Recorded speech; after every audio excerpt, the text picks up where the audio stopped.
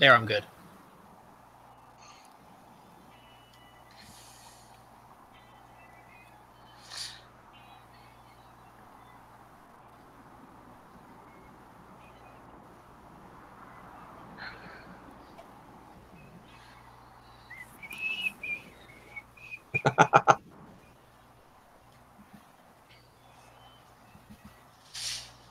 Like to hear some decent cheering this time. Woohoo! Yay, David! Woo-hoo. That's it? David! All right.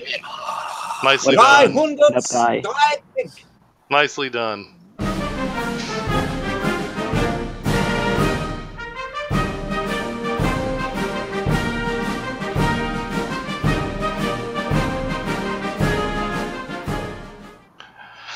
All right, welcome back, everybody.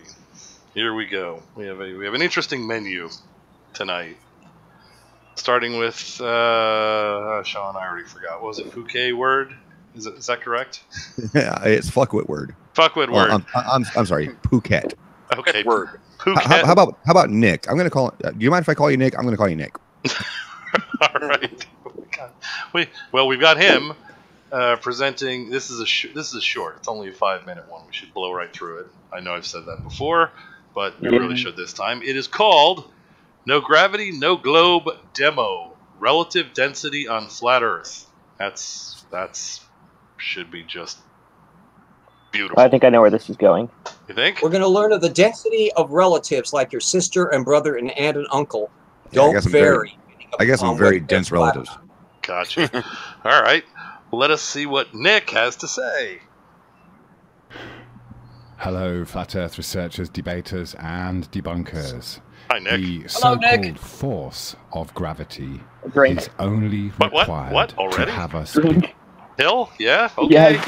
Yes, these arrows are pointing down and not towards the center of the Earth as they should be. Nice catch. Well, it's flat Earth, so down is south. Yes. How long is this video? 5 minutes. Too long. Too long. So 2 hours. Yeah, I was about to say I'm going to need a few more beers. Well, it's a 5-minute video, and the first call for drink was at 7 seconds. So Five minutes 4 hours. in flat Earth time is about 2.5 hours in normal functioning brainstem time. I hope it's not Microsoft minutes. All right, nice call. Nice call on that one. The arrows are misplaced or misdirected anyway. Here we go. Believe that we can stick to an imaginary spinning ball Earth. We are told that Drink. it is the... Okay, Andy, that's you. We're not stuck to it. It's not a fly trap on the wall. I can move around all I want. I can even leave it if I have enough money and, build Spaceship 3. Indeed. Okay. We've made it another... Also, not imaginary. We've made it another 6 seconds. Whoa, we're just really chugging along, aren't we? It's gonna be a long night. the entire mass of the Earth, that is, the density of the Earth in a specific volume, a sphere, is responsible for the weight of objects on or above the Earth. However, we can see from everyday natural science that the idea that there is a... Okay, was that you, Shawn? Yeah, this is the first time I've heard him try to do his William Shatner impression.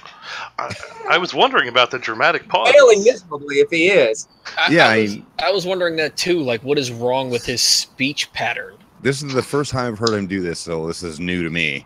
Is he doing it intentionally, or does he have? It has to be. It's like I said, he's made hundreds of videos. This is the first time he's talked like this. Maybe his batteries are low. He could be an android. Got Also, I thought perhaps the density of the Earth might be the name of his fan club. That's a good name for a band. All right. Well, as they pointed out in Back to the Future, it's important to get to your density. Indeed. There we go. a constant force pulling everything down towards the Earth And is simply wrong. So keep in mind that we are told our weight is a direct result of the Earth being of a particular density held in a sphere. Yeah. Okay. Yeah. The Earth is oh my God, the surface of the Earth, the innards of the Earth, the entire Earth itself doesn't have one consistent density. All matter has different densities depending on what they're made out of. Does this guy actually think that the entire Earth is one consistently dense object? Yeah, which of course we Like, can there measure. aren't iron deposits, there aren't oceans, there isn't an atmosphere, there aren't varying densities on the entire globe? Apparently those details are not to be included in this short vignette. Well, I know, yeah. even on a flat Earth, you would have to take that into account. I mean, where's all that uranium coming from, and how is that affecting the speed at which their flying disk is? Oh, God. Well, uranius. I think we have an answer to this. Oh, look at that. Jared was not thrilled with those formulas on the last slide. Okay, moving on. Yeah, also, one quick thing. Oh, yes? Yeah, gravity is based entirely on an object's mass, not on its density. Agreed. Alrighty. Of a particular size and volume. That is to theorize that if the Earth were less dense, we would weigh less, and if it were more dense, we would weigh more. Okay, you could call drink and re-say what you just said, right? Yeah, that. Okay. I'm just gonna copy paste. Yeah. Yep, there we go. Okay, good. Okay. Yeah, in order for the Earth to become less dense, it would either need to increase in volume or decrease. Decrease in volume, increase in mass, and it's probably not going to do either of those things unless like something really bad happens. Indeed. So the intergalactic ice cream. Yeah, unless it changed the amount of mass, it wouldn't actually affect gravity. So Well, if Hephaestus farts very heavily down in the underworld, that could cause the globe sphere balloon to expand. Maybe that could be a hypothesis. Well, see, here's the thing. That would actually decrease density, but it would also increase mass. So, All right, we're 10 minutes into the show and we're already at the fart shows. I know, it's my fault. there are other alternatives. Okay, you know what? Let's stick with what we got. Okay.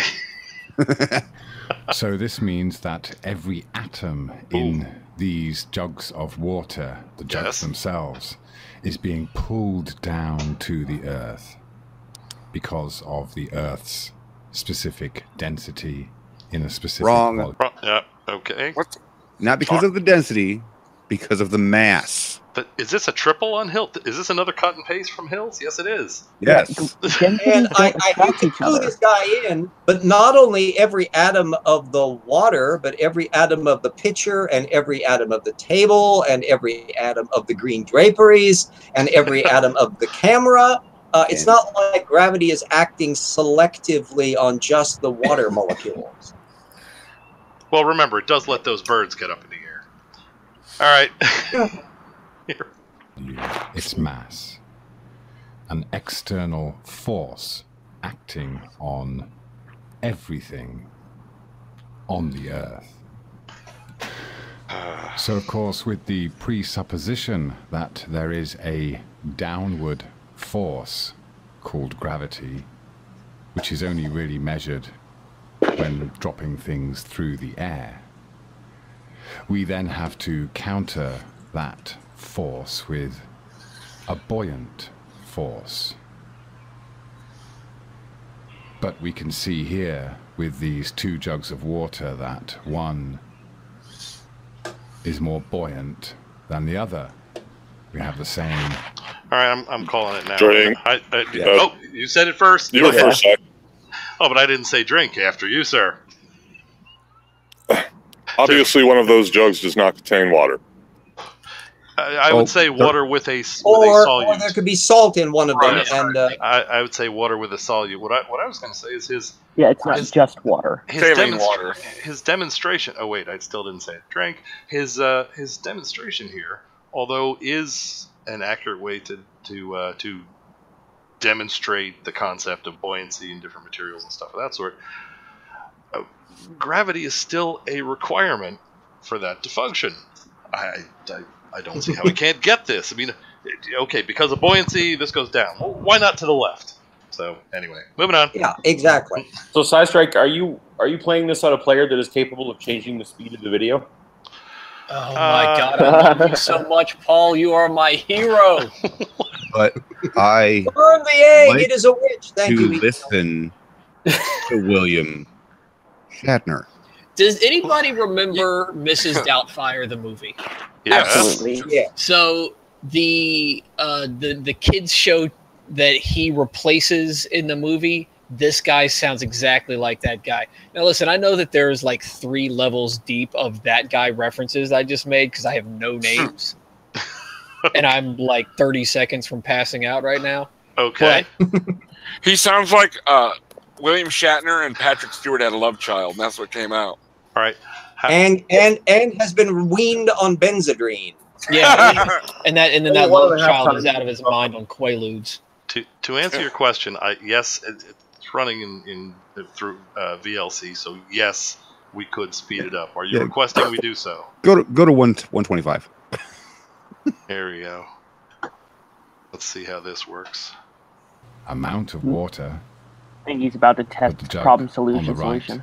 has more buoyant water because it's more dense. All right, that's not much of a change at all. Hold on, let me jack that up a little more. I think he's just giving his magic trick away here. Indeed. Oh yes, of course he has Salt. the camera in mirrored mode. Just made the water denser. We just have a difference in the relative density, not because of any force created by the mass of the Earth, but more to do with the density of the egg's immediate surroundings. And so now we make the water less dense by adding some of the non-salted water. We have an egg floating about at an equilibrium within And the your- water. But and if your you believe conclusion that is? we live on a globe and stick to it because of the force of gravity, then you have to say that we now have an opposing force, a buoyant force, acting on the egg. And we have Okay. the pressure of the water acting on the egg. Right, we do say all those You things, know, I gotta correct? say, I was really looking forward to the other jug being filled with something to the effect of mineral oil and still singing "Pour the Water" on top.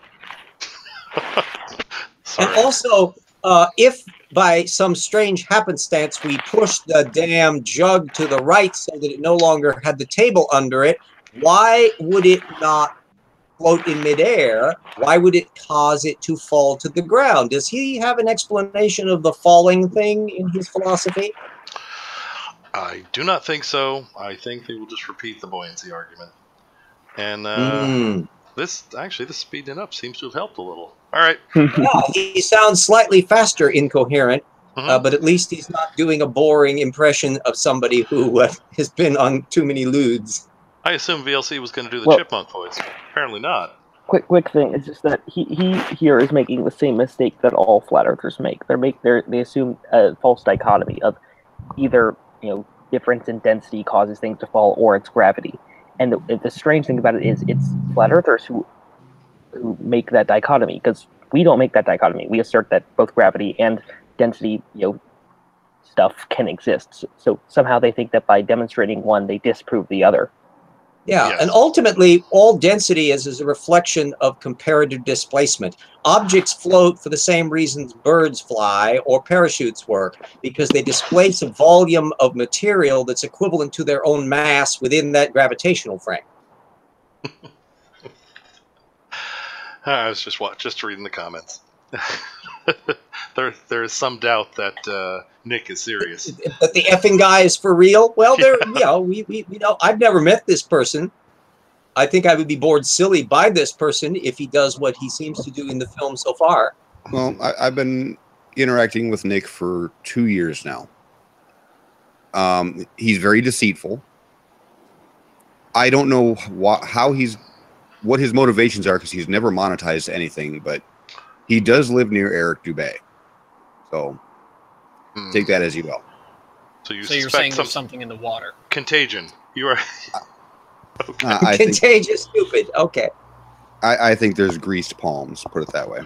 No, I think this guy is. Why onto can't something. I figure out how to do the palm greasing thing? Why is it that these guys get to do that? That's annoying.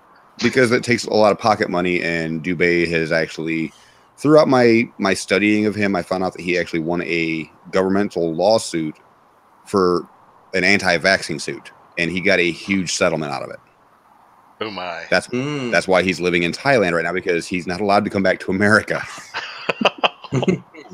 RJ, you're also your target market is people who think critically and are intelligent, as opposed to people who are emotional and just react. So that's, yeah, that screwed me. All right, back to Nick. However, if you look at the egg, you see that it is not suffering from being squashed, pushed, or pulled by any forces. It Right, yes it is. There just happen to be opposing forces at work. is simply at rest, at its equilibrium with the surroundings. You see, you If you need take not be the egg and hold it up, never mind. No, do not stop this video. Keep going. falling All to right. infinite space, to be weightless. There is only ever a downward or upward force if the equilibrium is disrupted, like stretching an elastic band that snaps back to its natural state when you let it go. So here we see the egg is in fact weightless. It is more or less a part of the water at an equilibrium, equal density. So the question is, where did the gravity go? But Oh my God! it's in Gravity's effect, still there. pretty much. And there's the aneurysm. Oh my God. All right. Well, that was the. Yes, the gravity is still there because the last time I'm looking, the pitcher of water is still on the table and not floating away. Yeah. If you put a scale underneath the jug and then put the egg in it, the scale will tick up because the egg is adding its weight to it. It still has the weight. The gravity's still pulling it down. There's just something pushing the egg up. It's the exact same thing if you hold the egg in your hand and then hold it. Experiment? Well, Meal, it actually goes a step further. If he actually put a scale under it, it would be the exact weight of the egg that was added. Gee, I wonder why. I don't understand how somebody could be like, oh man, this experiment here that every middle schooler everywhere does, it totally disproves gravity. Why didn't I ever think of that? All right. Well, I still don't understand how flat earthers have rationalized this with experiments done in vacuum chambers. Yeah, right. According to Nick, vacuum chambers don't exist. Oh. Also, Well, that that's explains the it. density thing. What? Yeah. yeah. Let me add to that and repeat. Oh, what? Yeah. That one floored me for like 2 days. I was like, I cannot believe he actually said that. What is his rationale for thinking that? I don't know. I think the flaw in your argument is that he has any rationale to go with the rationale. Well, there is some sort of a twisted logic in denying the existence of anything that could disprove what you're asserting. I mean, I do see the logic in that. It's not really honest, but I do see the logic in it at least. I mean, All right. a huge prerequisite for being a flat earther is automatically denying any image from space. They have to deny evidence automatically to be a flat earther, because if you don't deny it, you can't be a flat earther. Well, yeah, you gotta love that film-based CGI. I mean, obviously Disney was involved in that, sitting down and painting all that film. Yeah.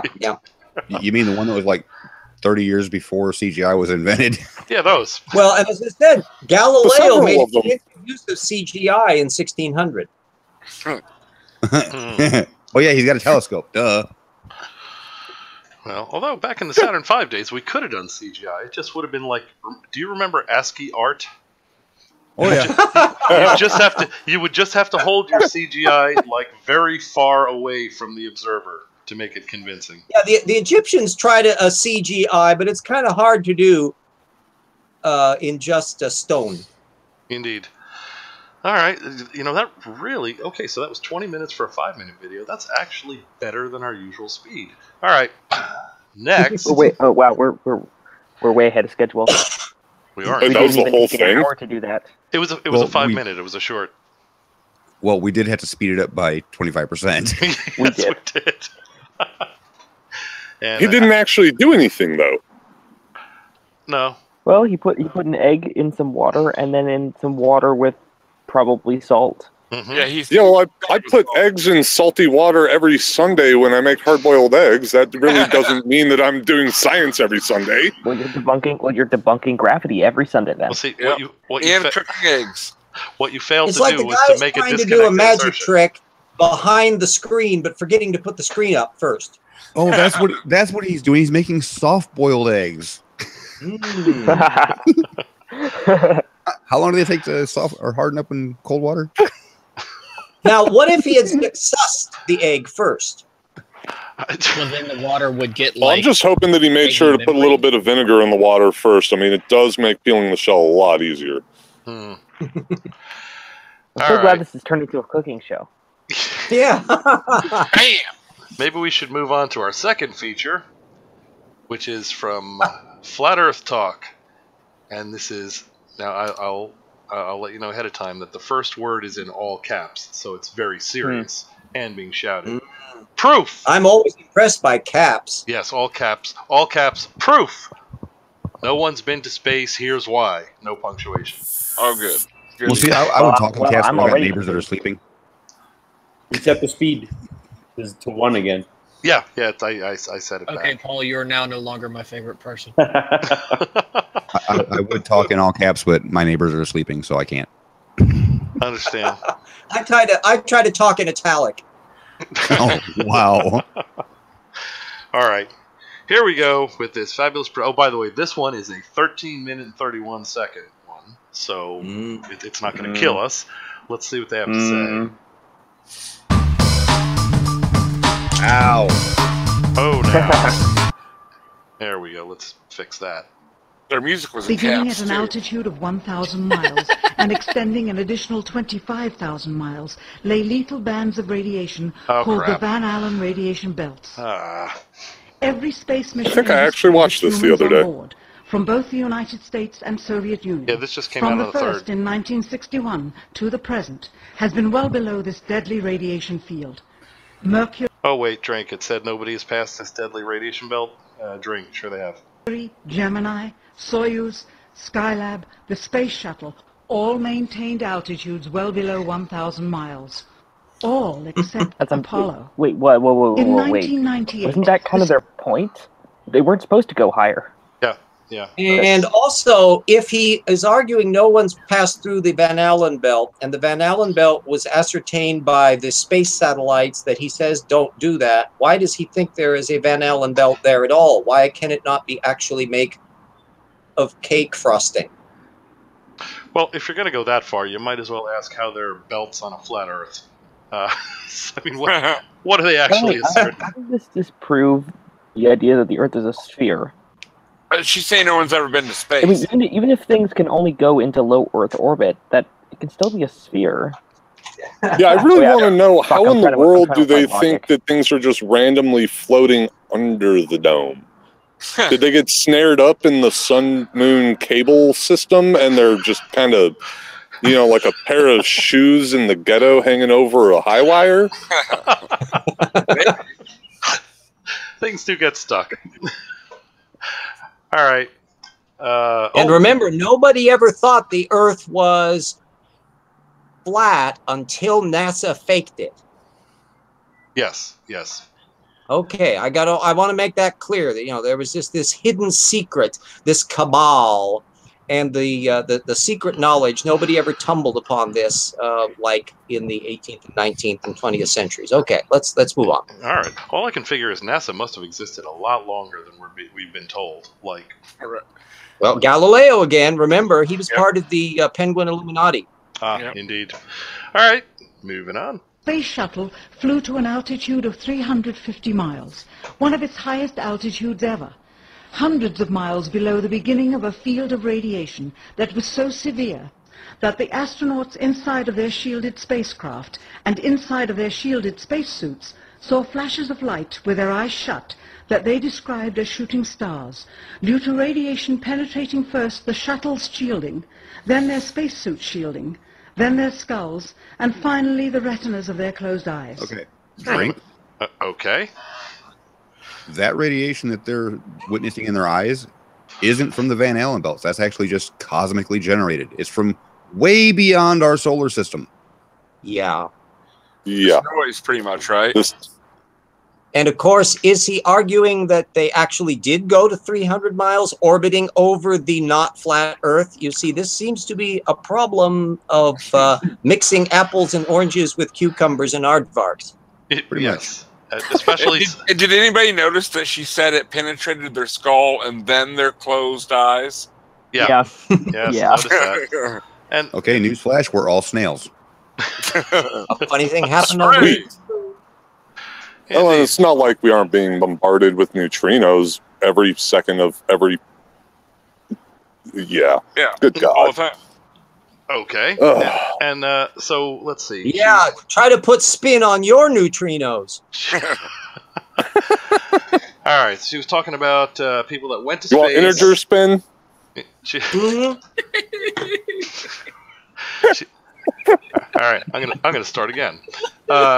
She was talking about We're people. getting a real green eye shade here. She's talking about people who went into space and as a result saw the flashes of light because of what she says was Van Allen belts, but it really wasn't. And these people And- were turned inside out because And they she's are talking also about these inside people there. who went into space and experienced this in a video entitled "Proof No One's Been to Space."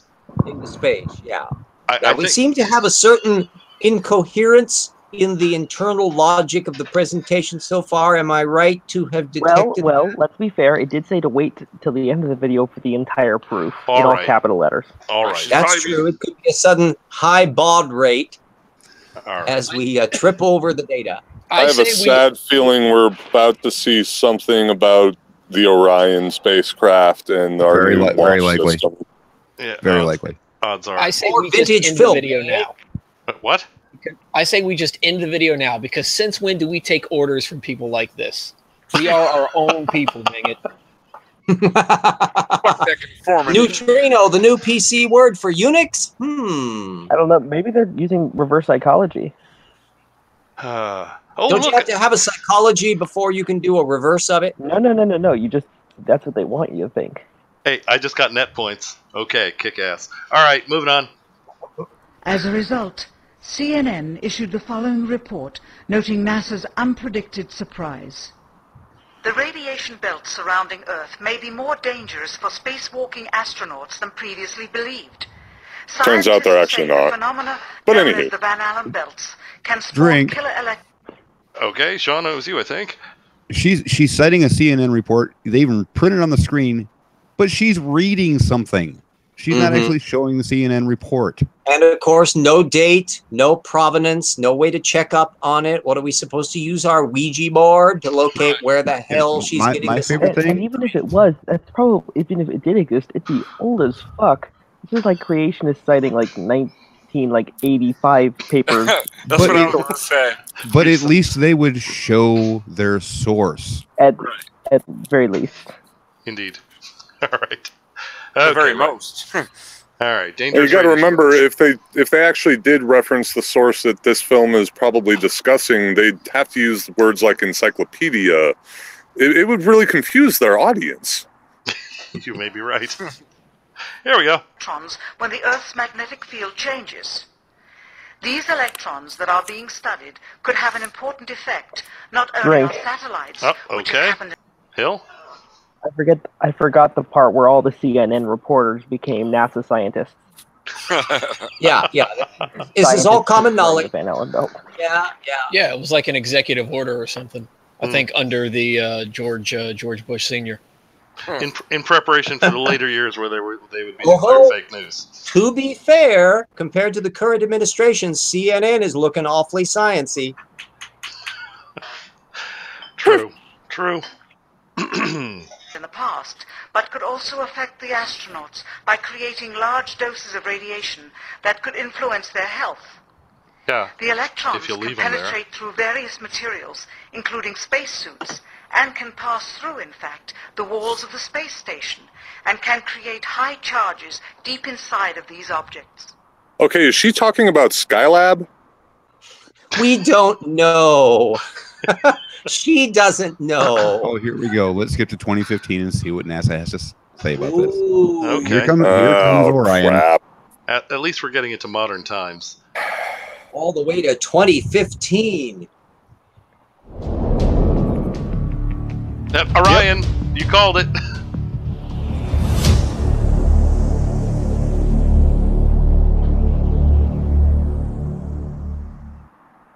Okay. As we get further away from Earth. You guys wanted a citation? There it was. Okay, We'll pass we know about the Orion promotion video. Everybody's seen it. the Van Allen. For those that haven't, it's basically a NASA engineer explaining what modern technology issues have with the radiation of the Van Allen belts.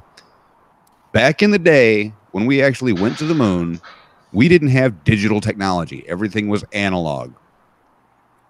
Analog is not affected by magnetic or EM radiation.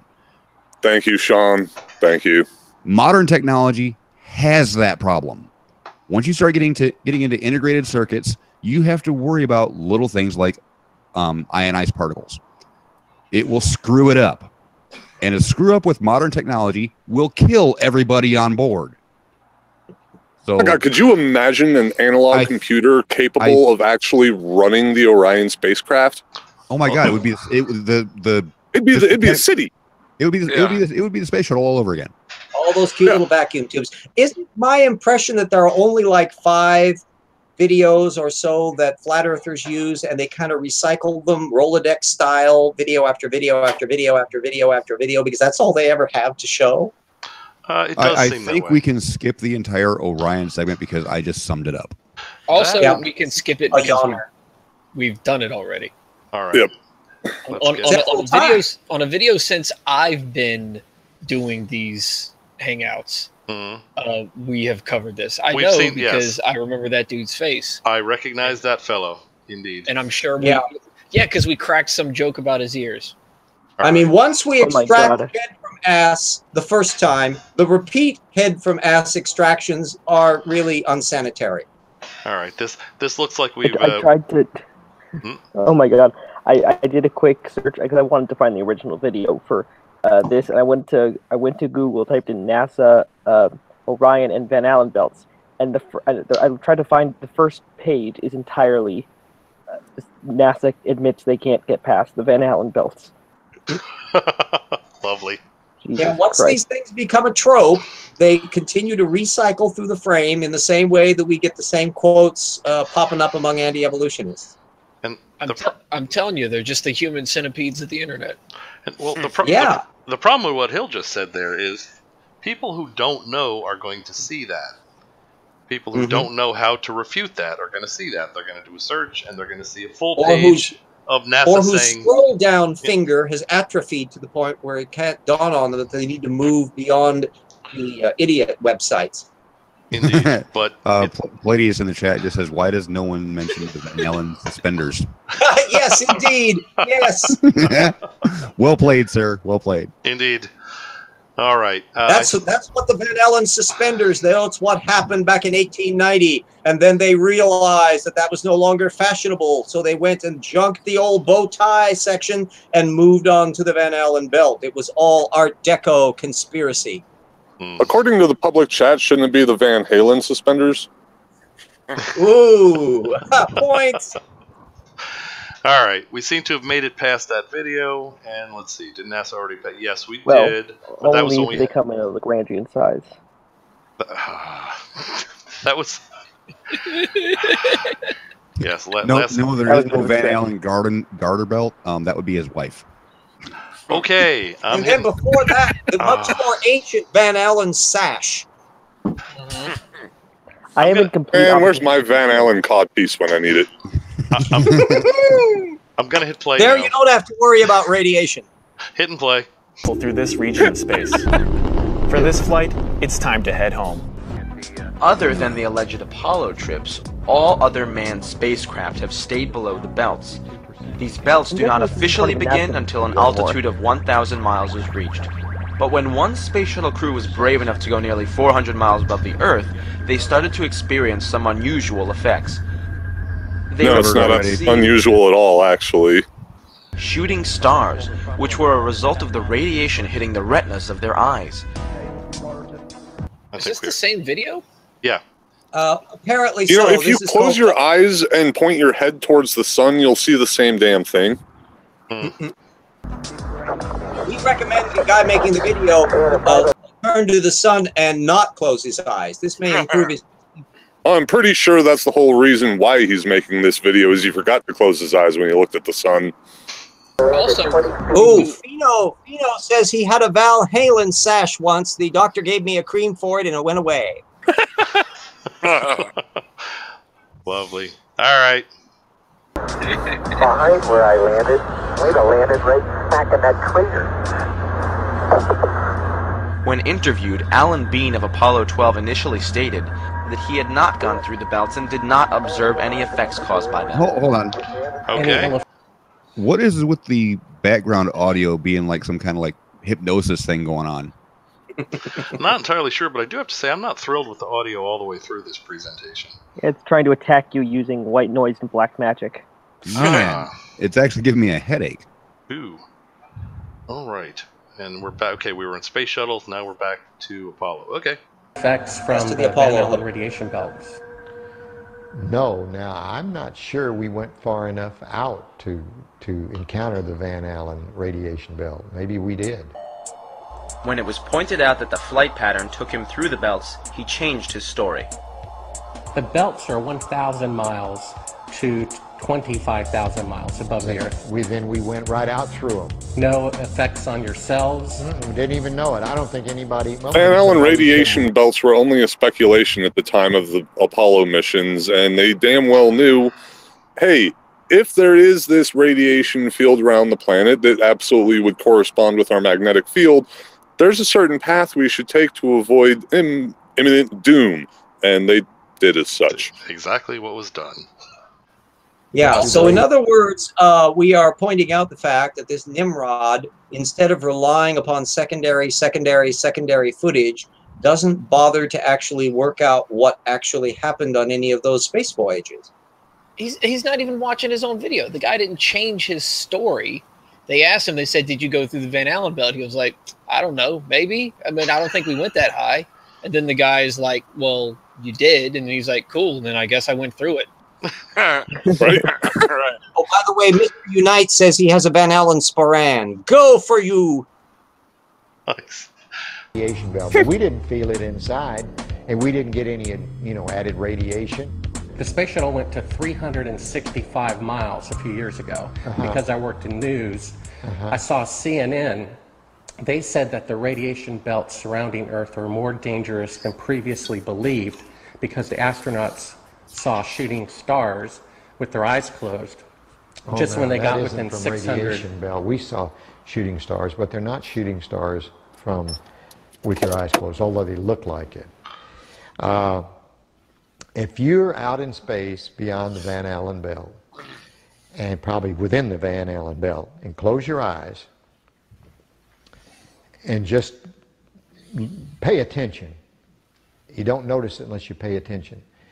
Then all of a sudden you'll see a little flash like a shooting star, except it's like that. There goes one this way. Then one just blossoms. And then not that fast. Maybe you wait 3 minutes or 2 minutes and one goes whoosh. And what's happening is cosmic rays are hitting the back of your eye and exciting those sensors in the back of your eye. So that's what you see. And they got high enough apparently to close it. My guess is in Earth orbit, if you closed your eyes and just paid attention, that you would see them. The first time they were seen was when they went to 365 miles. Yes. That's 650 miles below or away from the radiation.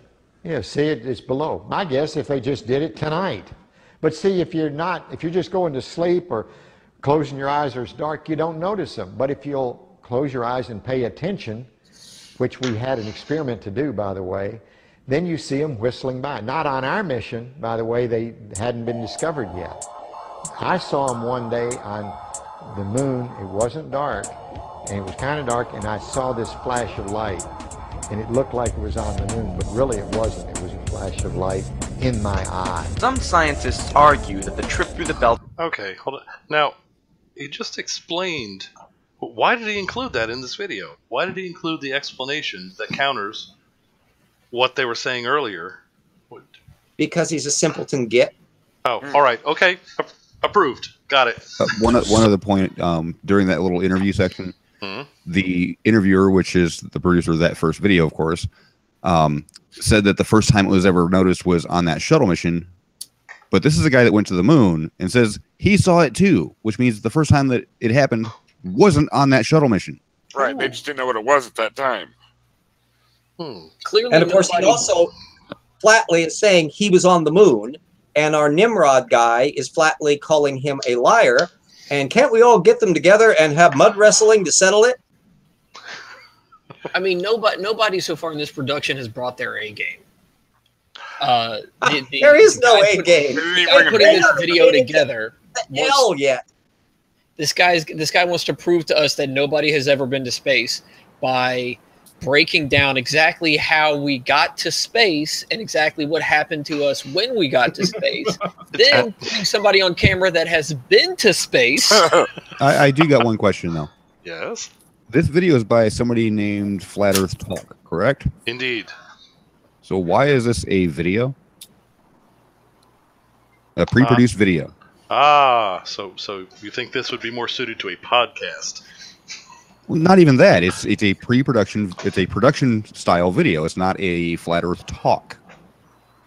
You know that implies some kind of a radio show of some type. Indeed. Right. Well, clearly, this is a contradiction in Flat Earth, and if we use Flat Earth Talk logic, air quotes, we can therefore deduce that he must be unreliable because of the fact that he has an internal contradiction that is entirely of our own making. Right. He's making a video that's refuting itself. Yeah. Wow. Even with proof in all caps? All right. That's kind of surprising. Well, all right, but still, he said we had to wait for the real proof. Yeah. So okay, let's watch him drop the mic, I guess. All right, here we go. So brief that is only a few hours that the radiation would not have had a negative effect on the astronauts. But the question remains. If these belts are not dangerous, why in the last 30 years has absolutely no country put even a monkey past these belts? What would the purpose be? Why would we want to put a monkey past them? At great expense, just toss a monkey up there. Because all the stuff we've been doing isn't fired. If we feel like going to the moon again, I strongly recommend that we carry this man along as baggage and leave him there. All right, well, that's just take him through the Van Allen belt. The way he's talking, fucking he'll be dead. Indeed, and all right, and that's a proof. That's not the big proof. It's a proof. If we're not tossing monkeys, then NASA is fraud. Okay. The excuse is that no one has wanted to spend the money to do so. But to write off every advanced country in the world as too stingy and incompetent in over a third of a century to explore further than 400 miles from Earth really is a bit too much to fathom. Drink! Non-competent. Okay. RJ, you were first. Holy moly, yes. This one is like, what exactly? Like there's some gold mine that's hovering at 3,000 miles, that there would be a tremendous incentive for the people to build rockets to go to that altitude.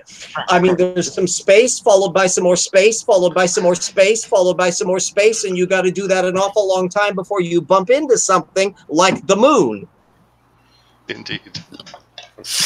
That's, yeah, I never really found that argument to be logical. Why haven't we? Well, there was no need.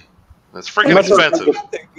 You either do stuff in low Earth orbit because that's where you're doing your experiments. If you're going to do stuff with free fall, you don't have to go very high to do that. If you want to go to the moon, well, then go to the moon. But you don't go 3,000 or 5,000 or 10,000 miles away. What, on a junket to do what?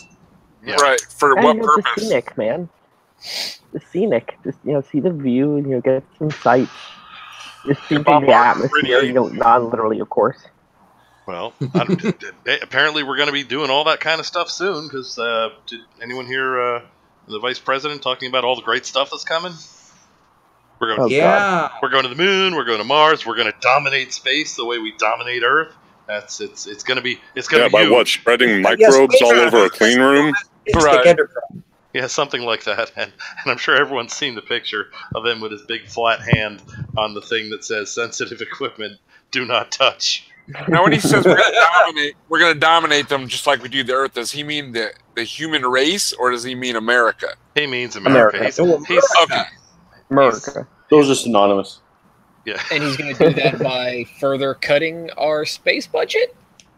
And also the like earthquake detectors in California and some of the other happy little things that are going on. Yeah, don't worry. There's going to be more than enough money for Raytheon and a few others. It's going to be huge. All right. Here Sorry, we go. Paul. Canada doesn't get to dominate space. Oh, man. I'm still pushing for Liechtenstein, damn it. Ecuador. Now, this guy just used the phrase third of a century like that was like super impressive. Yeah. Is that just Maybe because he has the attention span of toast, and that seems incredibly long. Toast. Okay, here we go. It is more likely that we simply do not have the technology to go further at this time. Jokes like that are my jam. Why the fuck you lying? Why you always lying? It must be true. Oh my god. Stop your fucking lying. Stop. Stop. Make it stop. Stop. Stop. Man, that's my Yeah, that was horrible. Dance to that at my wedding. What's hood? The only memes that are allowed here are flat Earth memes. Are very poorly made flat Earth memes. No other memes will be accepted. All right. If they're So I going shouldn't to bring up that. scientific claptrap, at least they can have a damn good backbeat and a good orchestral arrangement. One would think. So he says this video is by Odd TV, and somebody else in the comments in the chat said that Flat Earth Talk just mirrors other videos. Yeah. So this video was done by Odd TV. Is that what I'm thinking? Because that was bad. Well, yeah, but it's not over. We're not done. We're a little over halfway through this foolishness. What? Yes, we're at 7:19. How dare you? He has a surplus of caps available. We've still got an awful lot of frames to fill. Indeed. All right. Why do you put the end screen in the middle? Because he's a brainless git. Have you not met Jaronism? Who we did a video on the show where he said goodbye, like with 15 minutes left and of the thing. spends the next 8 minutes doing the end game. Yeah. Indeed. All right. Well, let's see what's past This guy edits my egg beater. That was just a post-credit sequence. Yeah. He's telling you to watch this video as you're watching it already. Or maybe, maybe this is the Odd TV video. Oh, okay. This is a guy that puts his ejaculations before the condom. What is it with flat earthers and showing a thing exploding to reveal their name?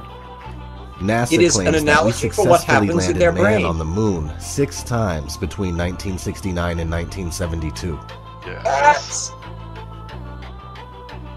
Here we are in 2016, and NASA constantly tells us that we can't go beyond. Okay, back to Orion. Okay. No, it's 2017. Get with the program. 2016 is still last year. That is true. And I suppose, okay, we can't go below low Earth orbit now. What's he referring to? Again with the Van Allen crap? And by He's going back to Orion again. All right. My heavens, those every single minute of the day, those NASA press releases that they are constantly discussing this. I am amazed that there is a team at NASA devoted to putting out memos that can then be cap-locked by our author. Indeed. Hey, Tao's here. There we go. Hi, Tao. There we go. And yeah, with this, I haven't seen the end of this. I didn't know if this was going to be more Van Allen crap or if he's saying we didn't have the technology. In which case, at this point in the video, all the rovers on Mars suddenly tilted their heads up with that "what the fuck" expression. Well, I got to be real honest with the way that they did word this with the entire presentation about the Orion space. They worded it so frickin' piss poorly. I mean, we do have We easily have the technology to get well beyond low Earth orbit. We do it semi-regularly. Hell, China does it. We don't put people out there. Just because we're not putting people out there doesn't mean we're not sending tech out. I was about to say, that's a great point. I can't buy a commercial faster than sound airline ticket. Therefore, Concorde was a hoax. Backyard scientists in the Orion promotional video, they are very clear. There's no ambiguous language about it at all.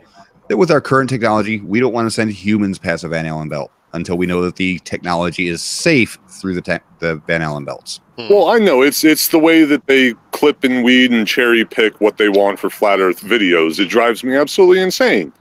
You're not the only one. I know they all think that the Juno spacecraft isn't real. They don't think that we have the Curiosity rover on Mars. Obviously, there's no such thing as a Lagrange point, but come on. We do have the tech. We don't want to send people through it and risk them dying. Yeah, we want to make sure this technology will still work going through the Van Allen belts when we're using integrated circuitry. Are we all okay with sending flat earthers into the Van Allen belt before we have the technology to do it safely? I say yes. Well, yeah, it's not going to be any worse than early microwave oven technology and the cooks that dealt with that stuff. And let them personally observe the flat earth from that wonderful unsafe distance. Indeed. All right, I propose we move on. I say we skip anything dealing with Orion. We've already touched on it many times. Low Earth orbit is between 9. But do we know this is definitely going for Orion again? 9 miles and 12. I will bet all of the internet points you gave me on that. All right, let's jump up Oh ahead. my god, that's hefty. All right, this is just. See, this it doesn't say anything about it yet. Wait. Okay, drink. Okay. Blatant contradiction there. He said NASA tells us constantly, and then NASA has told us 5 times. Aha. Well, maybe they did it 5 times very slowly, so it seems constant. Yeah, 5 and constant, that's only a slight difference in, like, numbers. But then again, we're not expecting this guy to know anything about how to handle numbers, are we? Math doesn't reflect reality. Shut up. So I'm just wondering, is ODD TV, like, the truth? Obsessive disassociation disorder television? I'm not really sure. But, okay. Already being built and tested across America, will do those things and more. This is the spacecraft that's going to take humans to explore the solar system. It's the next keyword there, humans, not robots. Okay. Called the SciStrike? Yes. Did you see his title? Oop, go back. I did not. Okay. You need to gather up all of the internet points all over again and give them back to me again. Wait, did he take your internet points? No. No. He needs to find more. Yes. Oh, okay. See, he bet them, but he's reimbursing you with internet points. Since he has all of them, I kind of have to wait for a kind of an internet stock split. And then he gets them. All right. This is actual NASA. Demo. I'll listen to that. Here we go. The solar system. It's the next big step for NASA in exploration. Called the Orion Multipurpose Crew Vehicle, or MPCV, this next-generation spacecraft will enable America to explore beyond low Earth orbit. America. 2. As we get further away from Earth, we'll pass through the Van Allen belts, an area of dangerous. No, we just saw this. Same Same video. video. Shielding Hammer my brain. Somebody making toast. I smell toast. Yeah. I'm smelling burning toast. Burnt toast. See, usually we Stale get to say, burnt toast. See, I'm smelling the corpse of a horse right now, and somebody's still beating it. Yeah. I'm about to say, Well, a part of creature the horse. It's gone. Usually we'd say, hey, didn't we see this same clip in a video a week ago or 2 weeks ago? It's in the same damn video. And before that. Holy moly, this is such parasitical, secondary, repetitious drivel. Can't they at least come up with an original stupid argument? Well, look at the positive side. This means we can jump past this crap because it was already refuted. Oh, here we go. This will be something. As a student of YouTube, this guy is a genius because he is accumulating watch minutes like crazy, just showing you the same crap over and over again. And putting in plugs that you have to watch to the end. I mean, this is all genius. I believe This is what SciStrike and RJ need to do. Save right. all your Yeah, if only I had less integrity, I could really emulate this stuff. Integrity? I got none of that. I'll start doing it right now. Absolutely. Good. Go for it, Buckaroo. All right, and any money you make, share 20% of it with me. We're looking forward to the Eet channel to see what you come up with. All right, here we go. Space. 3. Plan that NASA has is to build a rocket called SLS, which is a heavy lift rocket. It's something that is much bigger than what we have today, and it will be able to launch the Orion capsule with humans on board, as well as landers or other components to destinations beyond Earth orbit. Right now, we only can fly in Earth orbit. That's the farthest that we can go, and this new system that we're building is going to allow us to go beyond and hopefully take humans into the solar system to explore. So the moon, Mars, asteroids, there's a lot of destinations that we could go to, and we're building these. I'm sorry, again, horribly misspoken sometimes. The moon is very freaking obviously still in our damned orbit. Yes, it is. Building block I components. hate when that is stated. Outside of Earth's orbit, the moon. You mean that thing in our orbit? You mean that thing currently orbiting the Earth?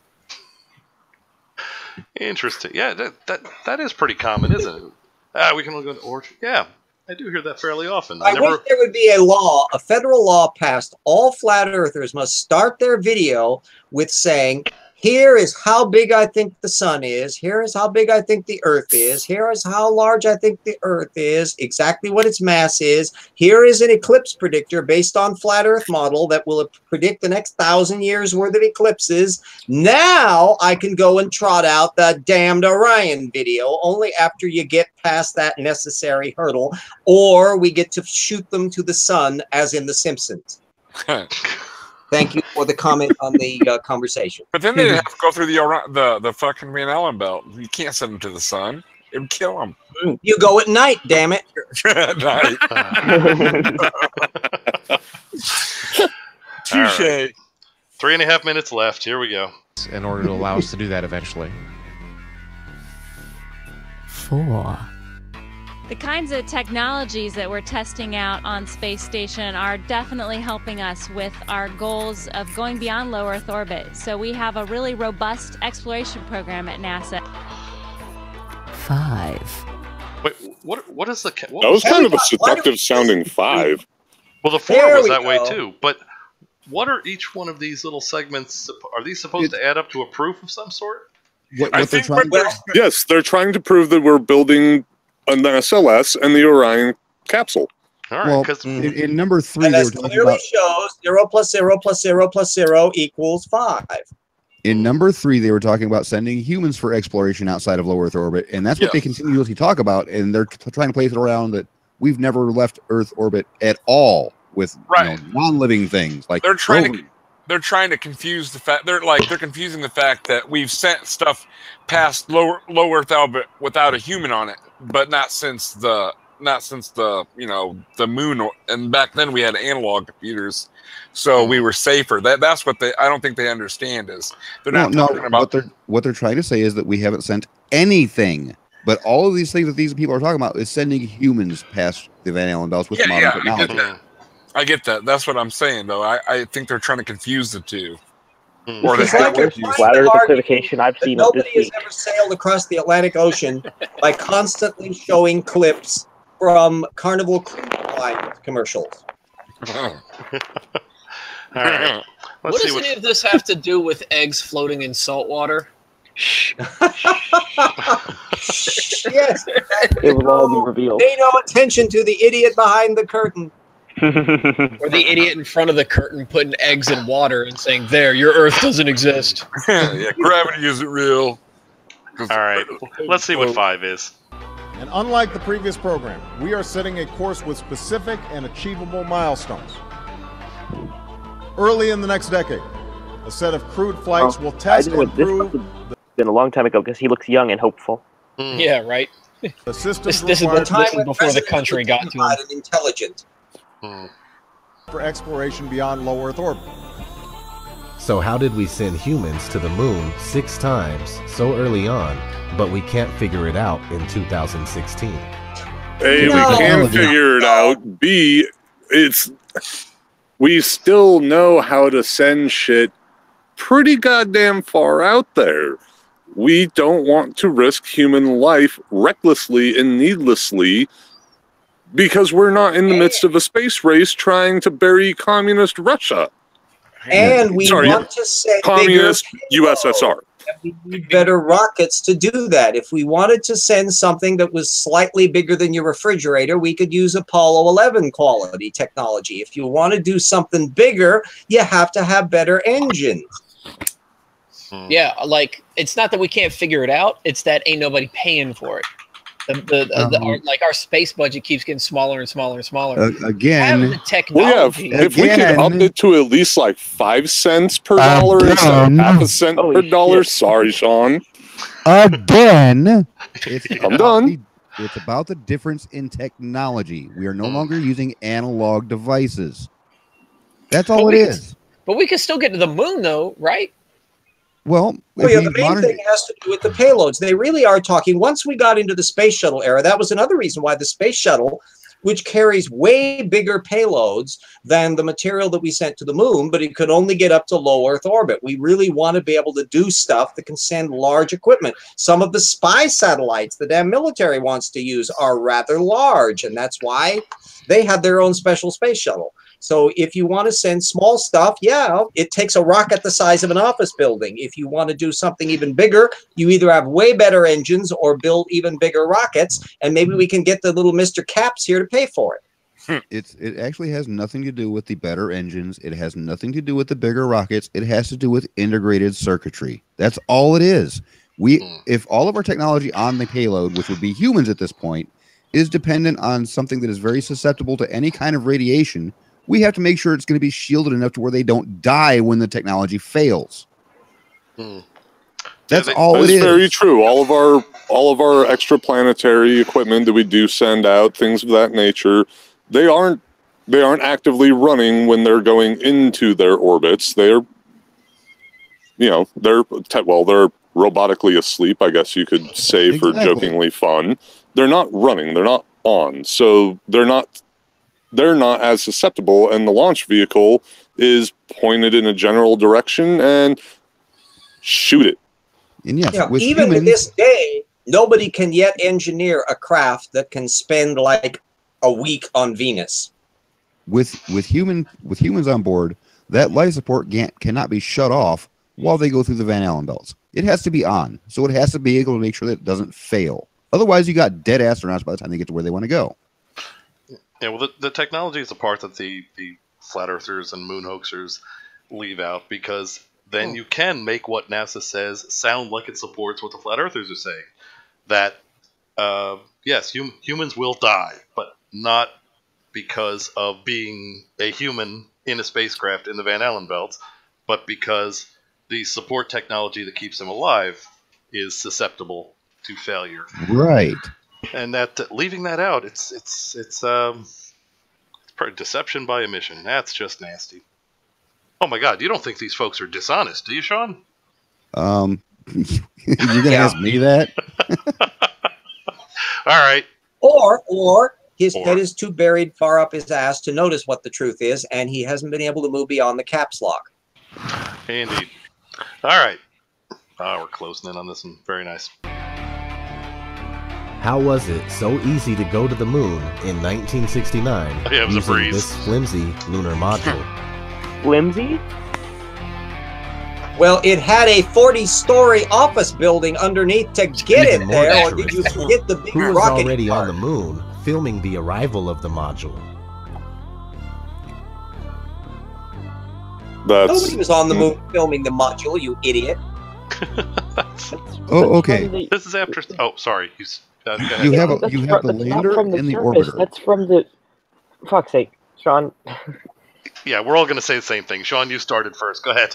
Yeah, you have the lander and the orbiter. He's showing them right after they separated. what the hell is this point about we have somebody on the moon already filming? He's not showing a film from the moon. He's showing it from the damn orbiter. I think he meant that, but I don't think he's tiny aware thing how it in the works. middle is sitting on the moon. Perhaps because the guy is a complete nincompoop. Totally. Could be. And if memory serves, they actually had a drop camera from when they were like 50 feet up or less that they actually threw off the side of the craft that would film it as it landed, if memory serves. And they did actually. They did have a remote camera that they had dropped in order to film it. It is actually pretty surprising they were able to get it to function properly. And these are some insanely intelligent individuals running pretty complex calculus equations on notepads while floating in space. That had to have been terrifying. Later on, they had a thing where they would leave the camera in place so that you could actually see the lunar escape module shooting off from its platform on the moons in some of the later ones. That's the one that impressed me, yes. I did like that one. For all of us old farts who lived before computer CGI, who remember seeing this stuff live. What, you mean like with the weird black tape that used to be in the back of old people's cameras? Yeah, that stuff. Yeah, or even worse, you know, those telescope things, which I think there are telescopes that exist that don't use electricity. All right, next Actually, you know, it's funny you should mention those weird black tape cameras. Actually, all this week I've been working with one of those I borrowed from a friend. They're very fun to use. As long as you're having a good time. And be kind, rewind. Okay. See, why don't we rewind our digital anymore? Well, actually, what makes RJ, you think they ever rewound anything? Because we don't do that on our digital. Actually, RJ, I remember when we were phasing out VHS and going to DVDs, for like the first couple months, a lot of rental places still had the Be Kind Rewind sticker on the DVD case. On the DVDs, yeah, yeah. And they were going to charge you 50 cents if you didn't rewind it. All right, there's got to be And a let's glitch not in the forget Matrix. This is Ampex like the actually third invented the deja video vu. system, but they didn't think that people would want to use that for home. That's a conspiracy of its own right there. Yeah, it's all due to the penguins. Indeed. I'm hitting play now.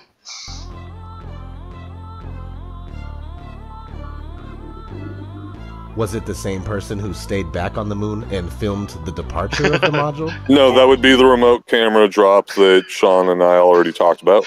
It's pretty funny thinking of them telling one guy, "Hey, go out there. We're gonna flash the lights and stuff. Go film us."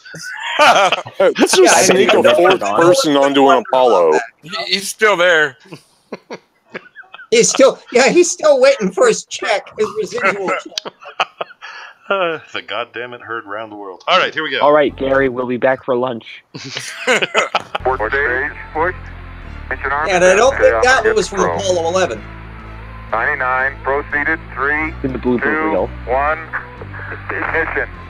Because they didn't use color film until quite a bit later. So that's not Apollo 11. Just wondering. This is ODD TV. Thanks for watching. Hi, my name is Just Dalton wondering. Spurlock, and my question is for Kate. Why is it not possible to physically land on or explore other planets? Who says tis? They can't hear you yet. Yeah, they're not smart enough to answer that question. Yeah, that's not deer in headlights looks. That's I'm waiting for the damn signal to get to me. Haven't you ever watched the news and waited for the on-location weather correspondent sitting there going, doot, doot, doot, doot, doot, doot. Oh, now I hear what you're saying. Let me respond to that. Actually, we've actually played this game before on this show with the O face. Oh no. No, we're not. That's exactly what he just did. He froze framed and got a picture that he wanted. Oh, I bet he did. Yeah, and see, I would have described what he described as the deer in the headlights look. I would describe as a what kind of dumbass question did you just ask me, and who handed you the microphone? That's what that expression says to me. If And of people course, heard that I question. seem to think we have in fact landed on Mars more than once. Indeed. Actually, there was a question for me in the chat. How did the camera track the takeoff?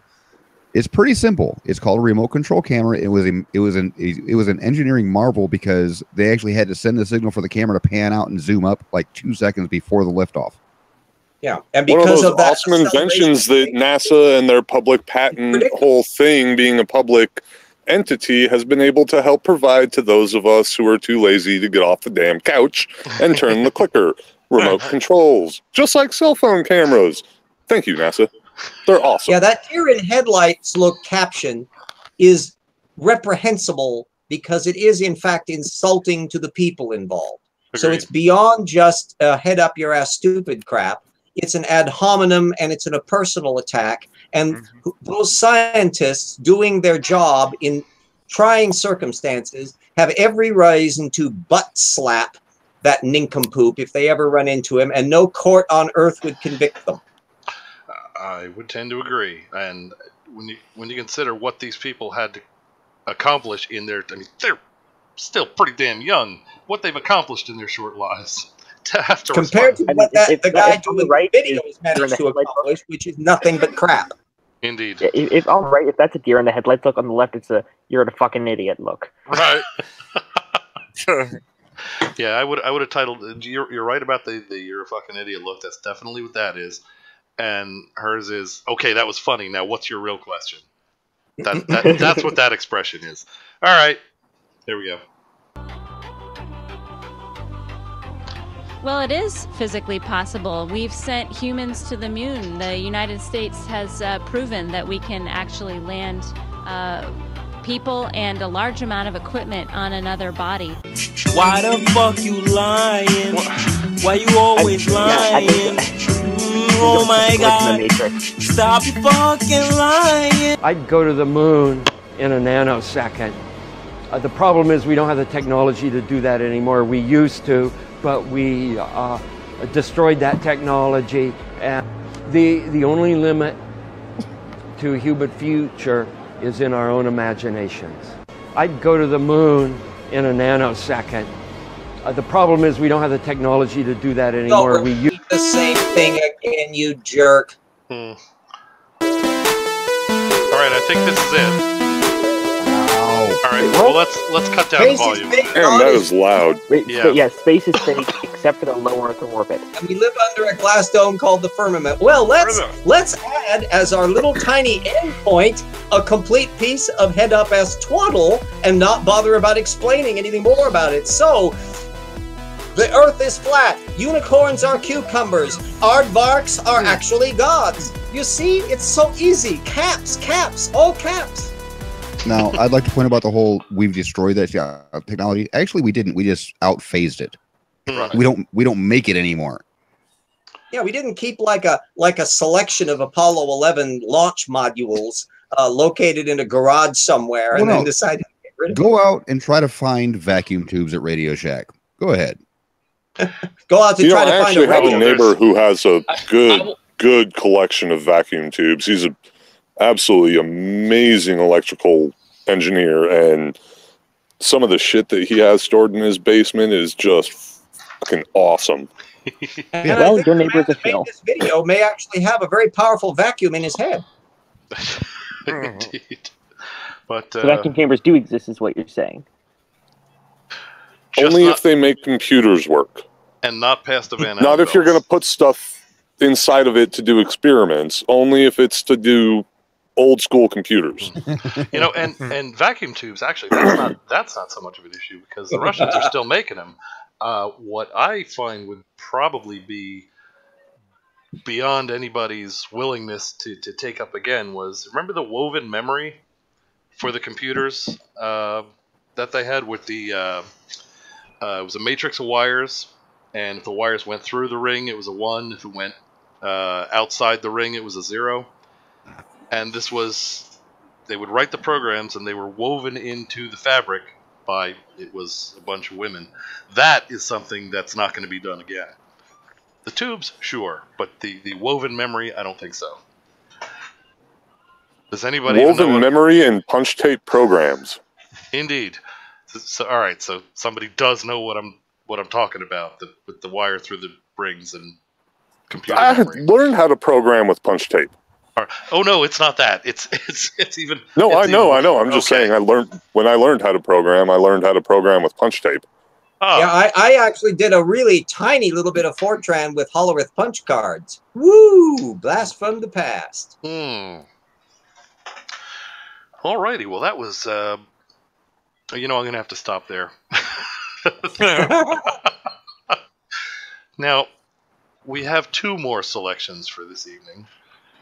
What was supposed to be the final is the long one. It's 21 minutes from our buddy Jaronism. Oh, fuck's sake. And the other one is a second one from Flat Earth Talk.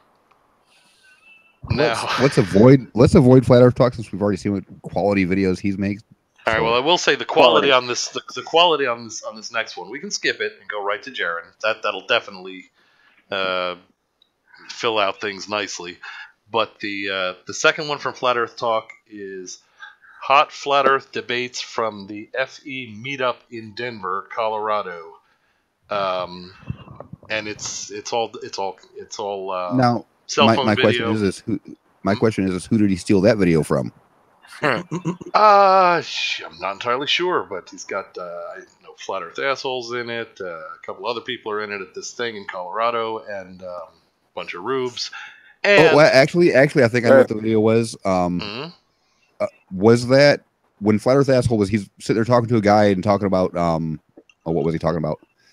But he's being very animated with his hands. Oh yes, this is that one. I know the party, and it is also from ODD TV.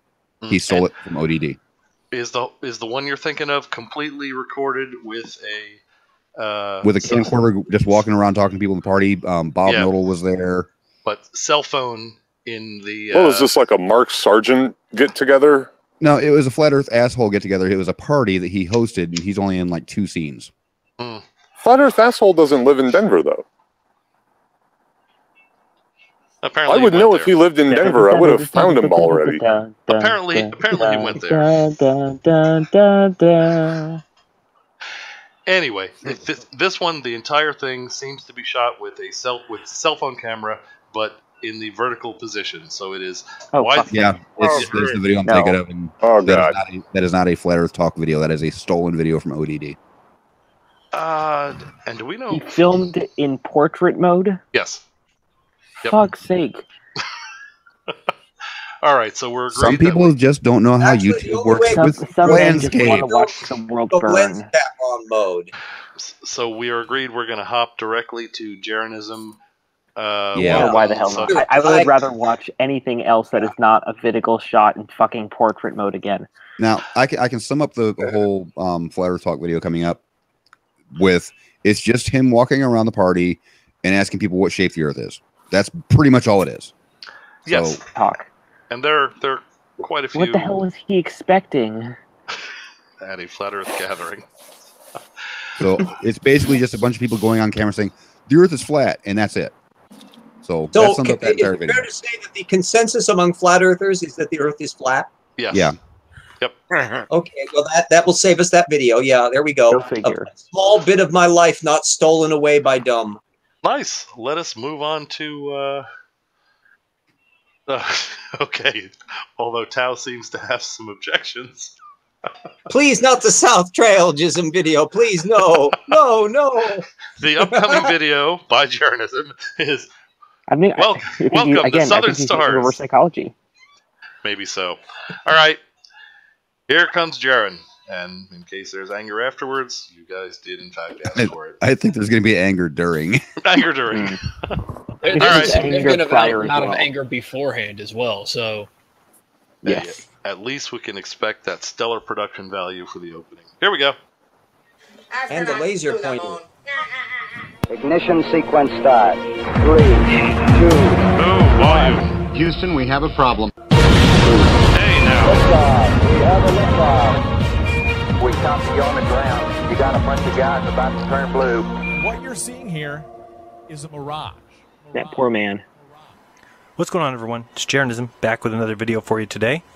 If you're a person that's been researching the shape of the Earth, then you have undoubtedly come across a video or 100 Why is it every single one of his videos opens up with Jaronism, back with another video for you today? You clicked on it. Obviously, you know it's another video by Jaronism. Maybe he's just trying to inform anyone who is trying to find some real science.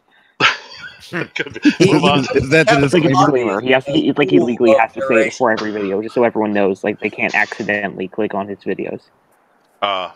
So these are not the droids you're looking for. Got it. How funny would it be if that's like a stipulation YouTube had on a suit on one of his videos? Snot-nosed sphere leader who goes on and on about the southern star trails and how, of course, they prove we live on a ball zooming through space. Now, if you are simply married to your beliefs because someone told you and you jump to quick conclusions and say that they only work on a ball, well, to me that's a religious position.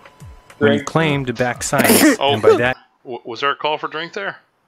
Yeah. Yes. That is impressive Photoshop. Okay. That took some work. He got the shadows right. They got the belt buckle with the Earth, the globe Earth. I mean, that was obviously not a stock photo. Well, you know what that means, right? I'm just going to point out that he put globe over her globes.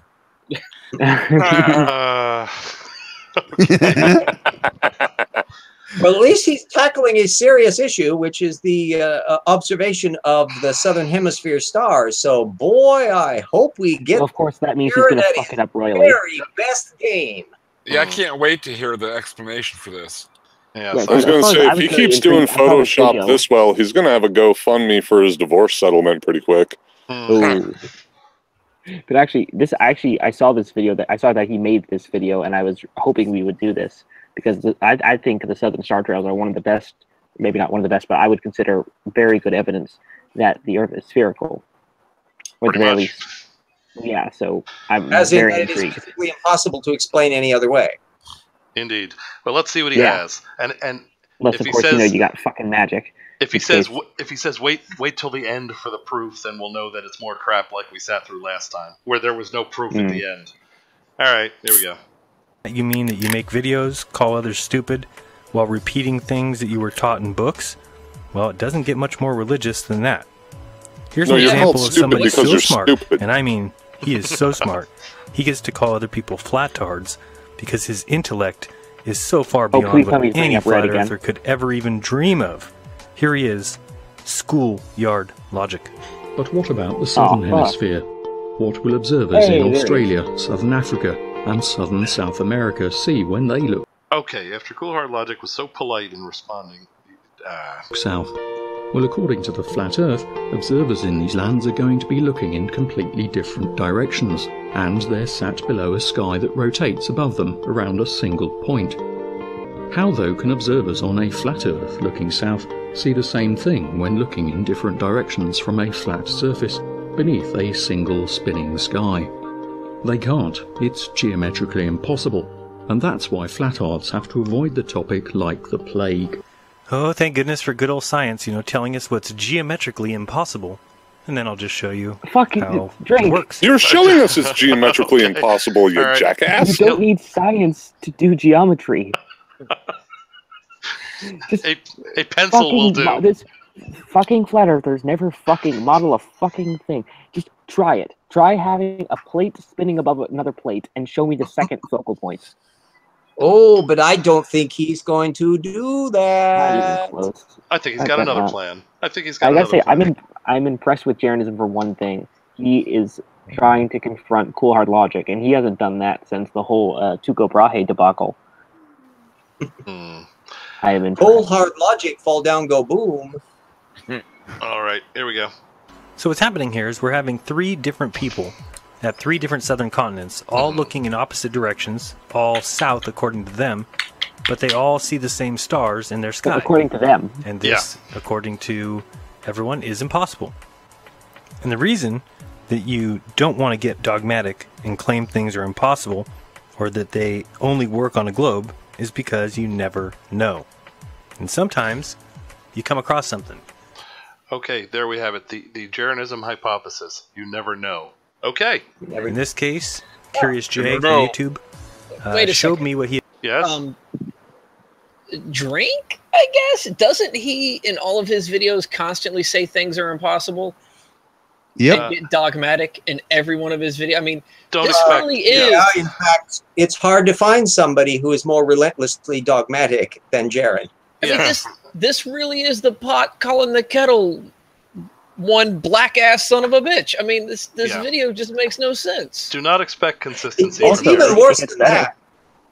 It's a red pot calling the other pot red when it's actually black. And keep in mind, Jaron's also on the hey, I'm just asking questions. And if you watch anything he does, it's not. It's all assertions. So all right. It gets even better. I love. Actually, Sly pointed this out recently. Let me. Where is this? He said in the description. He said, "At any time I say fact, I am stating my opinion." Okay. That's what facts are. So the definition of fact. Than that. Wow. And it's only your opinion that facts and opinions aren't the same. Oh, I think we got to get Side 10 in here. Okay, here it is. Let me read. This is verbatim. My videos are my personal opinion and only that. If you hear the words truth or fact, I am stating my opinion. Wow. Nicely done. That's the whiteout description of every video. You almost can't fault him now that he's admitting that he's an idiot and fucking they're just his opinions. Yes, prior to that he just demonstrated it. Now he's actually verbalizing it. Well, he's still an idiot. It's just that now he says he's not liable for it. That sounds double plus good to me. All right. Wait a second. I think I see the reflection of a human face in that little bubble. I think that's proof that it's CGI. That's not a real bubble. You may be right. And you know what? Let's back it up just a couple of seconds here because we switched frames and I don't want to miss one word of how this magic bubble is going to make everything clear. Here we go. Jay from YouTube showed me what he had bought, which was a he's borrowing someone else's dome-style material. half-dome Surprise, magnifying surprise. glass. Oh, it's I not put some even links a damn down in the bubble. description if you want to take a look at some of them on Amazon. After you see what they're showing, Where's I he going think with you'll this? want to get one. They're fun to play with, and then I also put a couple links to some lasers. Mix those two things together, and it is fun. Yes, especially if you have no idea what you're doing. As we all know, no one ever observed any of the southern hemisphere stars before lasers. Daddy took the T-bird Well, away. of course not. Let us First, they continue. had to stare into that Now, let me point this perfect, beautiful, blinding beam of a YAG laser, and then they had to go through the Van Allen belt so that they could see the shooting stars and claim it was the southern hemisphere. All right. And then again, it was all CGI to begin with. You see, so we've got all possible avenues of escape. Okay, he's gonna have to demonstrate what the stars do in the southern hemisphere, and he just showed us. The little glass bubble that he is going to be putting on to supposedly distort them will allow somebody in South Africa to see the same stars in exactly the same circumstance, rotating around the supposedly non-existent southern polar star. Oh, and also with the point of rotate, because I'm not going to say pole star because South doesn't really have a pole star. I'll just say axis of rotation. With the axis of rotation being the elevation of the sky always being equal to your latitude. I just want to point out. Well, technically, the North doesn't have an actual pole star either. If you ever do an actual polar alignment on a telescope, Polaris is not at the North Pole. All right. Well, let's just say it's Polish. How's that?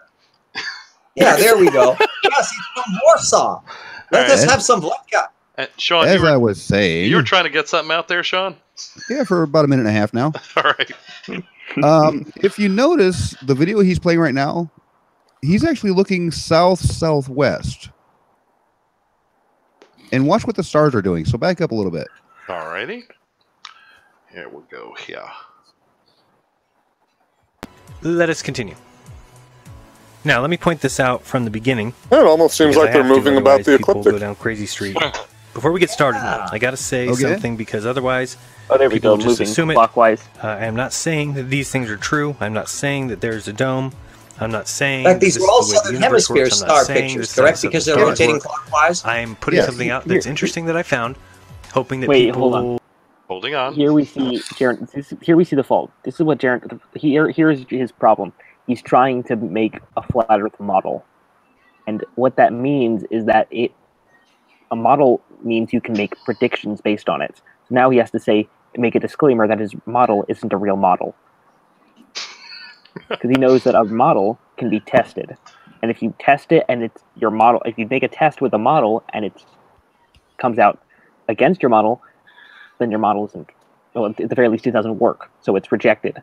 So now he's trying to say, I'm making a model here, but I'm just letting you guys know my model isn't a model. Okay, so it can't be held responsible. So it comes with a get out of jail free card.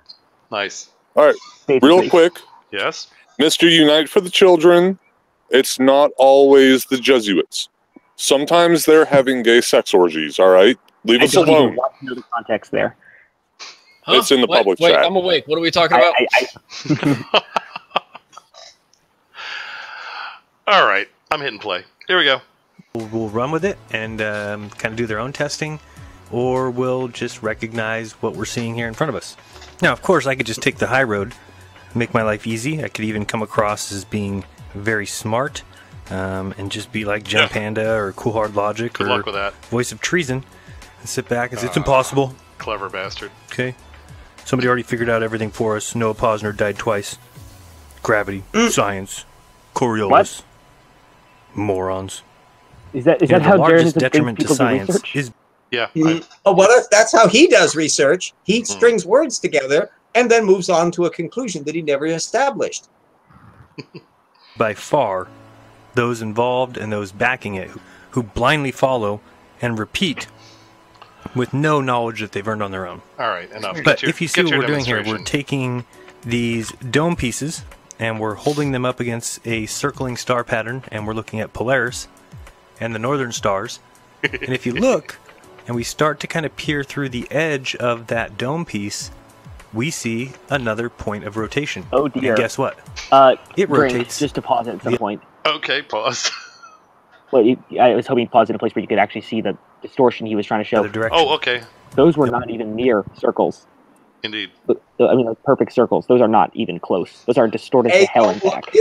Not like any of the observations, nor if you move that, and you would still have a situation where if somebody is standing in one spot versus another, they're not going to see the same stars under that model, whereas the whole point is you do see the same stars in the southern hemisphere. So, boy, he's really far away from the data that he has already acknowledged that he has on the table. Now, here's something. Also, there's another That's problem. what you guys go for? For this model to work, everyone in the south has to constantly be holding a hemispheric lens in front of their faces This at all is what times. I was going to say. This is what you guys are going for. You guys chose to go that the images are not correct. Supposedly the firmament hanging overhead and distorting everything for them. If you're inside it doesn't distort like that. He's looking through it. Well, he's looking outside the firmament down, not from the firmament up through the firmament. So he's already got the wrong perspective. It's like saying, I can prove there is no outside because I don't look outside. I look backwards inside. Well, if he's trying to say that the firmament does this because it's this giant slab of glass, then we're actually inside that giant slab of glass. Shawn, I feel your pain, by the way. Thank you. We're inside of that lens. All right. I just wanted to say, you guys were saying, "Oh, look, the image is not moving in the circle. It's far from circular." Whereas in that part of the conversation, everybody was perfectly fine with a giant hand holding a hemispherical piece of glass over a planet. That's loose. That's not a problem. I mean, it's crazy talk to imagine that a giant hand can't be holding on to the firmament. All right. Very good. And here we go. The hand of God working. Indeed. The weird thing about it is Does it God doesn't have a fingernails? We can find out. The hand of by science. And then suddenly I have an image of the rock giant from the frickin'... Oh, shit. What was that movie? Okay. The There's rock... several movies. Yeah, never mind. I'm done. There was one in that Noah's Ark. How many drinks? All right. No, the one with the what was his name? Arteu and the Argonauts. Hey, Jaron. I mean, backyard scientist. Arteu and the flying luck dragon dog thing, and Jaron. Backyard scientist. When you say you're done, never-ending story. Yeah, Hey, the Jared. giant rock dude holding up the firmament all of a sudden. Hey, Jaron, One day, backyard scientist. When you say you're Sorry? done, don't continue. No,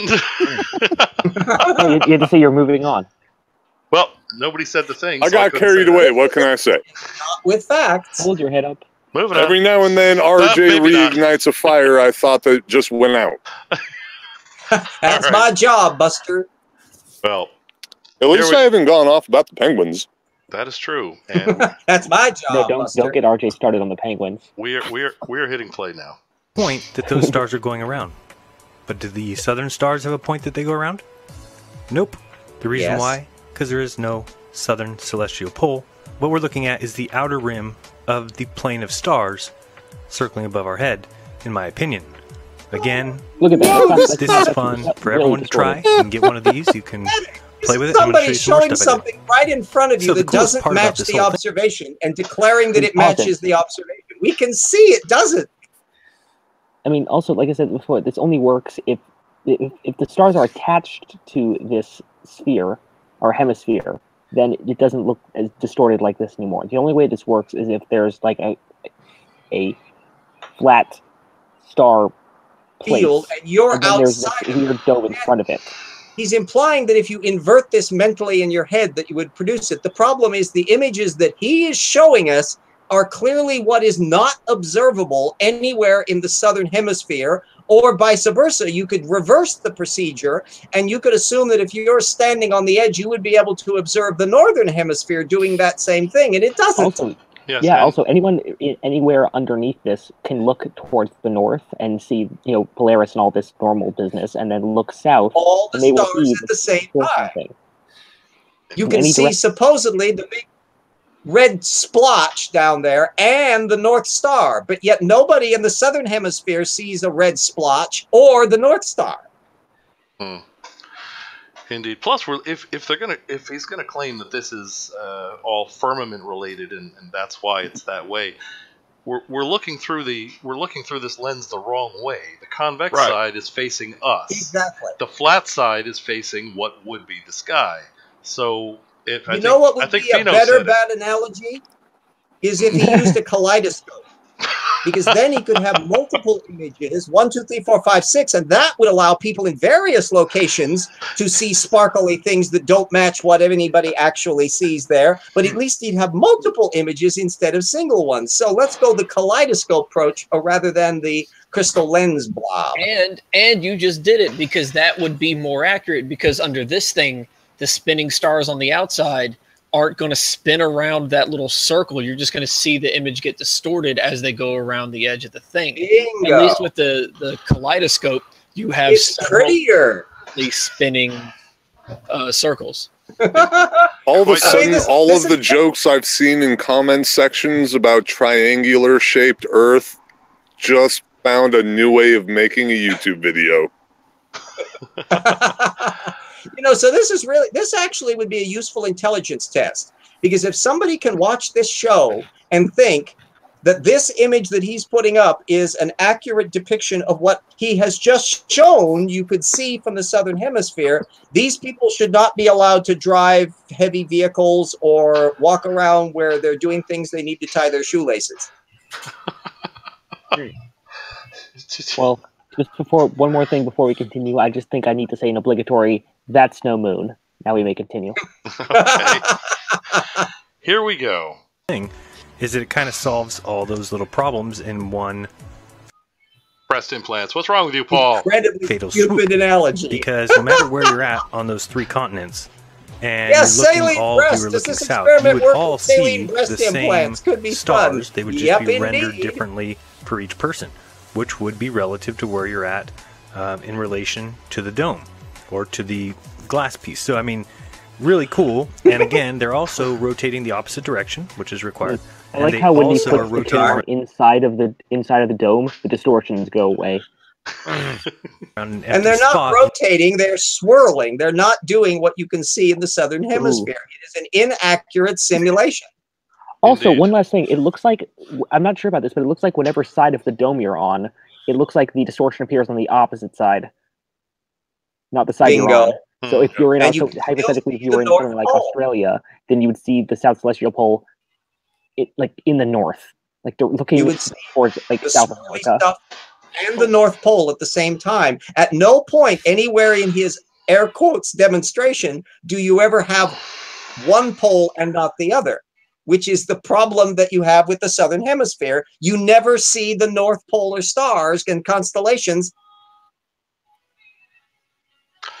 All right. Oh, I've got to wonder, where is Jaron getting his acid? Because every now and then I wouldn't mind taking a trip back down memory lane.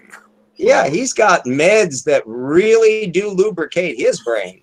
So it would seem. All right. Oh, question in the comments. Where am I from? I am from the New Jersey shore. I'm about 500 feet from the Atlantic Ocean at the moment, and no, there is no Snooki. Okay. Moving on. There we go. The tiny island of reason in the giant never-ending ocean that is the Republic of Dumb Fuckistan. Yep, Fino. Here we go. Not a star, because there is no southern star. What we've got is a plane of stars all rotating clockwise, and what we see is the alternate spin due to this atmospheric lensing. Now, you could be saying to yourself right now, Jaronism is trying to show a doesn't computer actually model. produce what you can see in there. Wow, nice double, guys.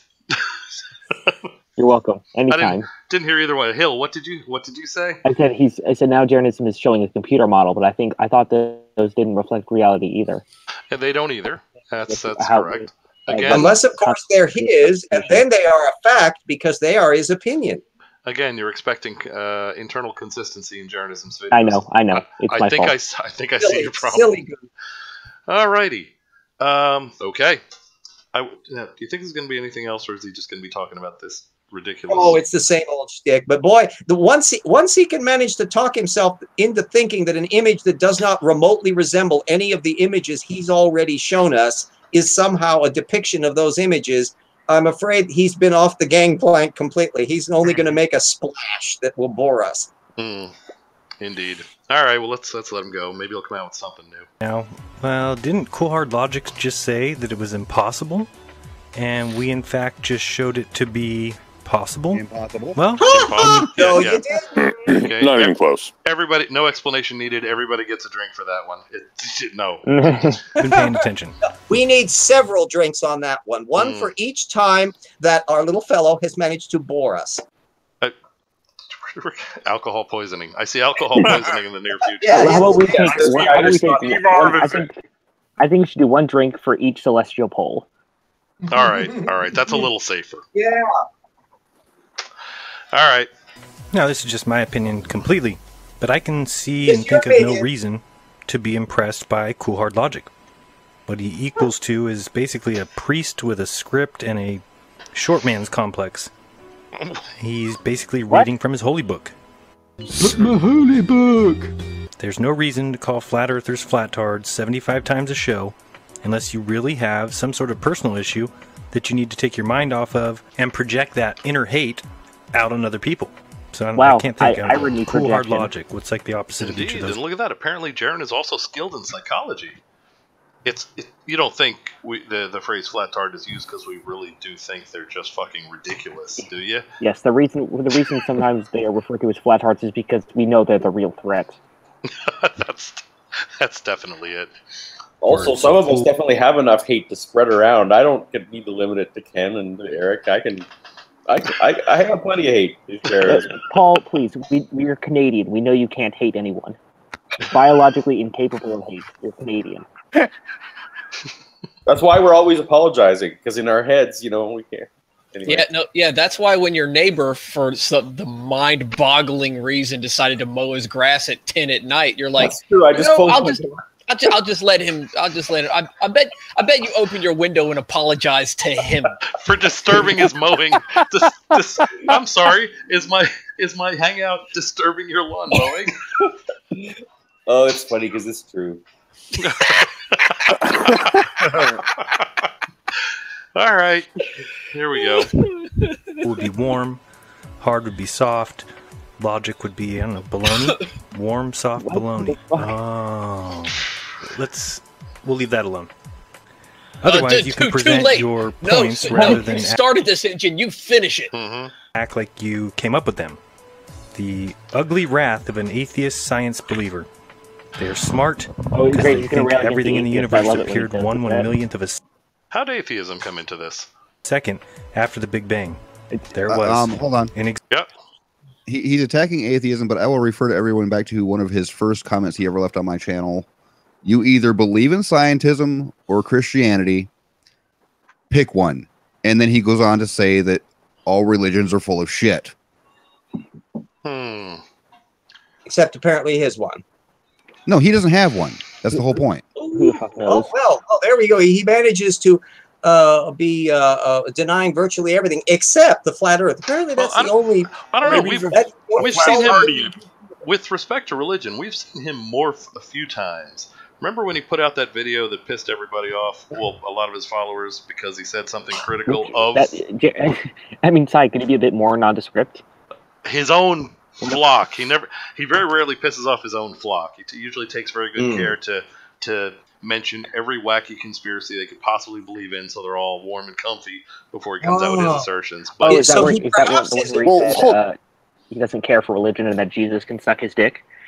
Something to that. Oh, I'm sorry.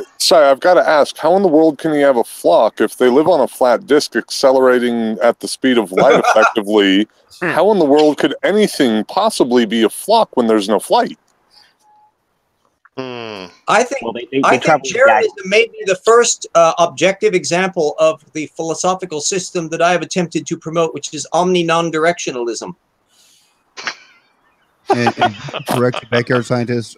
If the Earth is, or if the universe is 13 point or 14 point something odd billion years old, the Earth is actually moving upwards at a rate of like 47 billion times the speed of light right now. Awesome. Well, but I'm aware, but still, it's the generalization. As the square root of unicorns, then it's easily solvable, especially if you look at it under an old mammary gland. But what if the unicorns were pink instead of white? But then, of course, that would equation. alternating Thursdays in months beginning with Q, then it becomes merely an opinion. Otherwise, it's a fact, in which case it's what we saw in the earlier section. Oh, and by the way, we're about to have a conclusion, which we will present after we put things in caps.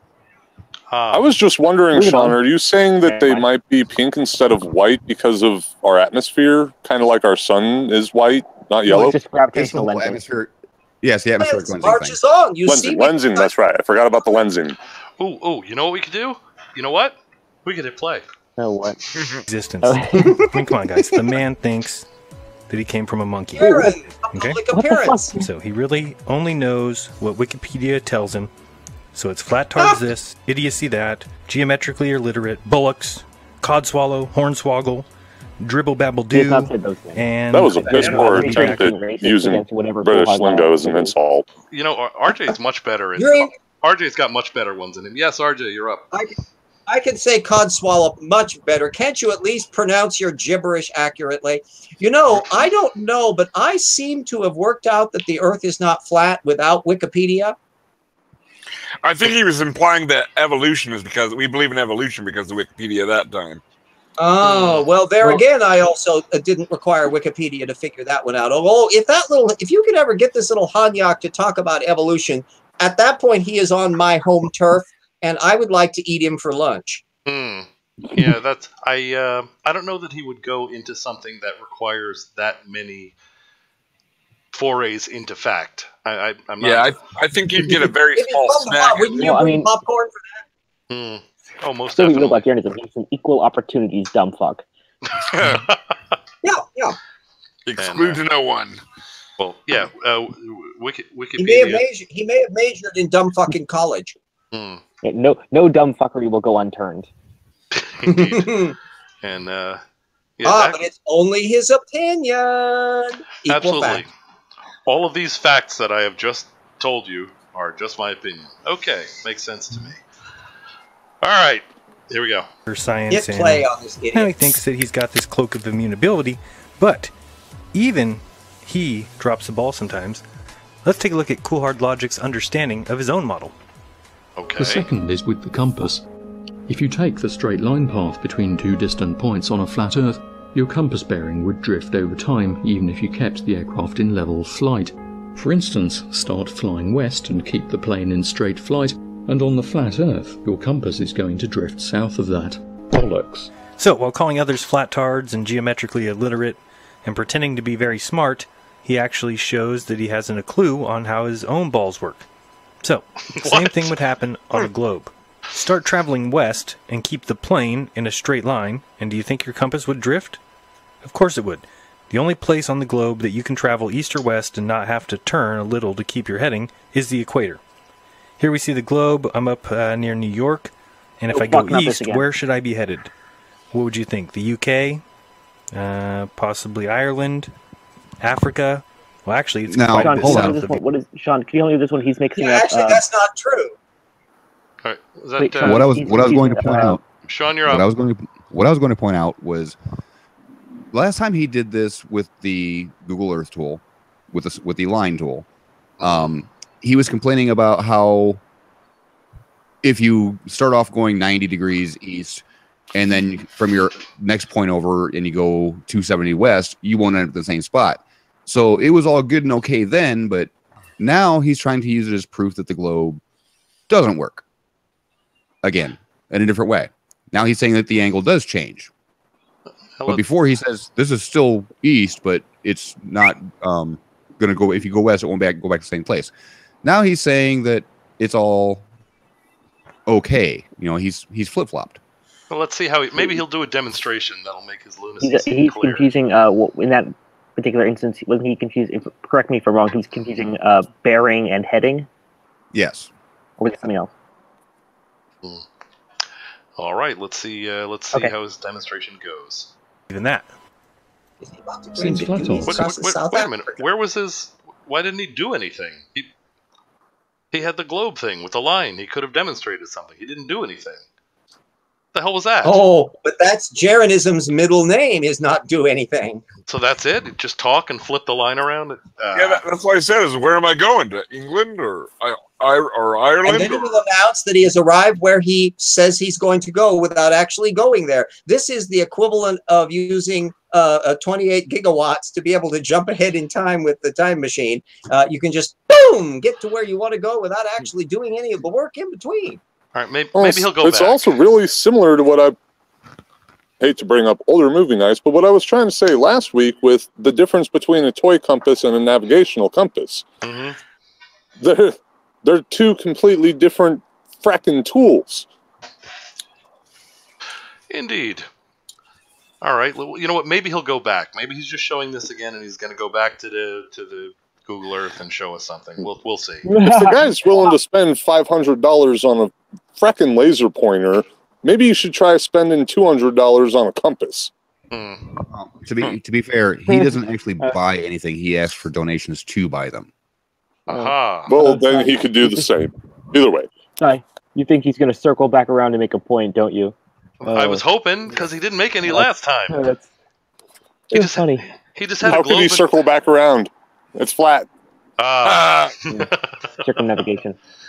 All right, here we go. Seem to think that with a round No, he's not you going have to back. Okay. constantly point down to stop aircraft flying off into space, and conclude that Earth must be flat because they can't feel the plane flying down. They should, by the same pathetic reasoning, expect a plane flying west to be constantly banking to the right to maintain a westerly course. And remember, the further north the aircraft is, the more pronounced that bank is going to have to be, because the tighter the arc is going to be. And yet, not even flatards in North America and Canada have noticed this taking place and waved it around gleefully as proof of their codswallop. If flatards had passports and brains, they would have noticed that none of these effects happen, and never will, because this is bollocks. So none of those...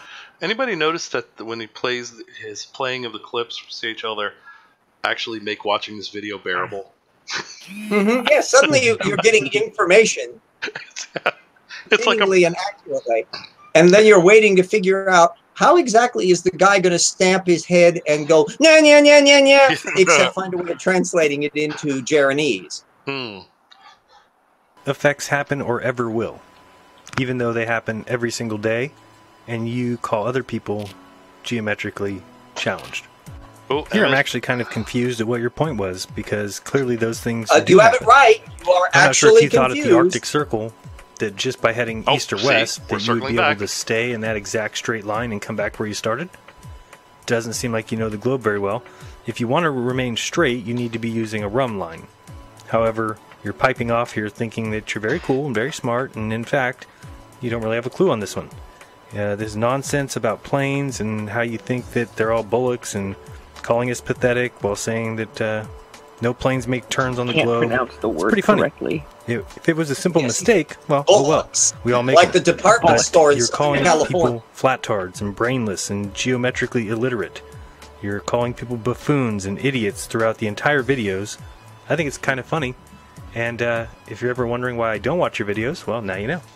Well, apparently you do. And so it goes. Cool hard shit the bed. Made a few mistakes. Many people don't realize that the compass on the globe versus the flat Earth are nearly the same. Here you can see north marked, and then there's 3 compasses near north. And how exactly would the magnetic lines of force be distributed on a flat Earth?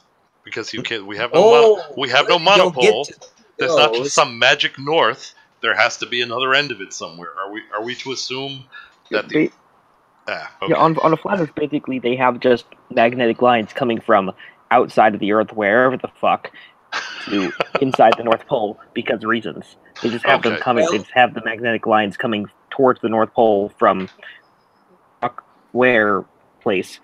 You need to include the firmament now. That could accommodate it, or the Spoggle sphere, which will do a magical thing to make it do what it is, to match what it is I want to be true. But then again, that's only my opinion. I'm willing to give up where in the world do magnetic lines on their model come from if they would just be willing to sit down and explain for even 5 seconds what is generating said magnetic field. and then deal with that, like Mr. Maxwell guy who has a whole bunch of that like mathy physicsy stuff that they did like 100 years ago and more, that kind of do things that allow us to do kind of like electricity. Honestly, Backyard, they would just pull another point solution out of their backsides, whether or not it fits in with the rest of the model. I believe they call it Mount Meru at the North Pole. It is a monopole magnet. Oh, monopoles. Oh, yes. Handy items to have. I'd love to have one. Yeah. Right. If anyone knows where you can buy one of those, I would love to do some. I mean, I would just love to see it. Monopole magnets, man. Could we actually cheat? What they have up there is Radio Shack in the monopole section, and you buy a dozen monopoles. I wonder if you could cheat collection up there and get a bunch of disc magnets. It's attracting all the compasses. If you glue a bunch of disc magnets on the inside of a sphere with all the souths pointing inward and glue it together, I wonder if you'd effectively have something that could approximate a monopole. Well, as we all know, monopoles are generated from unobtainium, and we've clearly seen how that causes matter to float. I saw a movie on it. Is a turboencabulator needed for that? All right. I had to Google rum line. I didn't understand. I've been drinking every time you said rum line, and I was misunderstanding. If you use a wood version of that and make sure that you have enough rum, you can get a medicinal effect, which is a hickory daiquiri dock. Well, personally, I think Jaron has been hitting the Coke line a little too much. Yeah, there we go. that would account for the firmament. I got to be a lot quicker. I really wanted to say, why is the rum always gone? I wasn't quick enough. Here we go. And you can just look at this either from the flat Earth perspective or picture it as the globe perspective and see that with each move towards the east, you need to be readjusting for the north. So you would move a little bit to the right and kind of swing your body from 12 o'clock to 11 o'clock. And so I don't know about where you're from, but where I'm from, that readjust is called turning. All right, so now we move on to Voice of Treason and his little tidbit on the Southern Stars. Let's have a listen. So clever. The joke doesn't make sense if you have the opposite thing on the screen. Here, wait, I think I missed a little of his babbling. Let me back him up a second here. Have a listen, shall we? You're going back to hear it. On the flat Earth model, the north is the center, and the south is a ring around it. The stars would have to be arranged in a dome shape over the flat Earth. In this model, it makes no sense that people in the north cannot see the southern stars, and vice versa. Hi, my name is Voice of Reason, and I'm about to talk to you all like a chimpanzee. Hope you enjoy it. Now, because I trust men. Okay. Why is he not making fun of Nick for doing this exact same thing? You got to stick with your team. Jaronism, that should have stopped being funny to you in like 6th grade.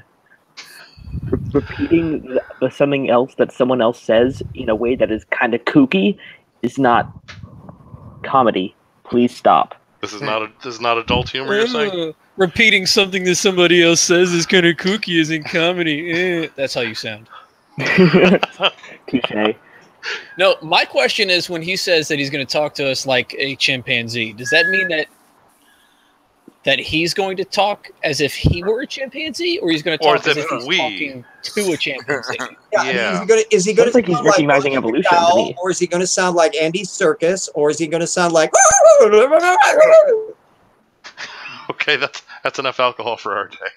We'll find out. Hey, I'm on lemonade and limeade. I don't have any booze here. Maybe that's the problem. Yeah, if I could afford a rum boy, I'd use it. All right. Here we go. I feel far better if others choose to hand their faculties to men as well as me. They know more than me. Men? As opposed to I'm who? deathly afraid that some people are actually using their own minds. Oh, he's starting to annoy me. It actually frightens me. And my atheism. I will now tell you, word for word, the nonsense that we are taught about science. You can trust me. You can trust science. All right. How long can this go on? They have never lied. And it is particularly absurd that people in the outer ring can all see the same southern stars, but not the northern stars at all. There should be nothing blocking their view of all the northern stars. And in case I didn't mention it yet, oh Jesus, he's doing I like more. to build straw men for a living.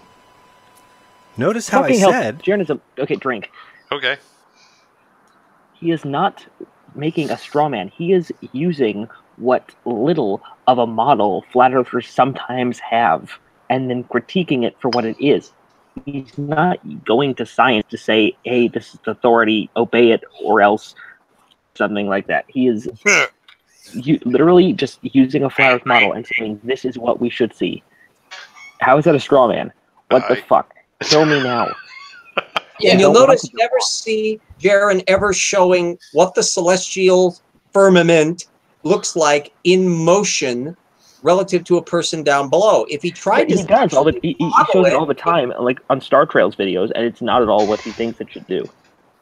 Yeah, it's never going to match the observation. All right. Oh God. You don't think he's gonna do his stupid shall we call it mimicking talk through the rest of this video, do you? Oh, he is. By the way, there's no limit to Aaron's ability to be... I don't want to alarm you, but there is a deep mine shaft directly behind me. All right. Here we go. The stars would have to be arranged in a dome shape on flat Earth. And then I destroy my own shadow model and prove it doesn't work.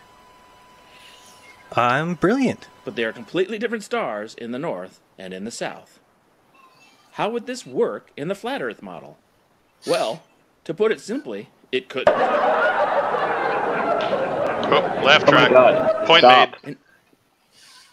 Okay. Putting a laugh track after something that is just not funny does not make the thing funny. He said, fucking... Now you tell me. It's just annoying and insulting and gratuitous and pathetic. And how much of the thesaurus do I have to work through on this guy? Well, wait a minute. Putting a laugh track after something that's not fun. Wait a minute. So you mean I have Eet here for nothing?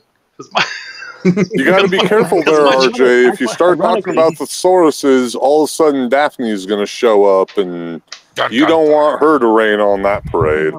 Yeah, well, want to actually see how to properly do a laugh track. From Thessaly, whose famous thesaurus is the one that I always consult.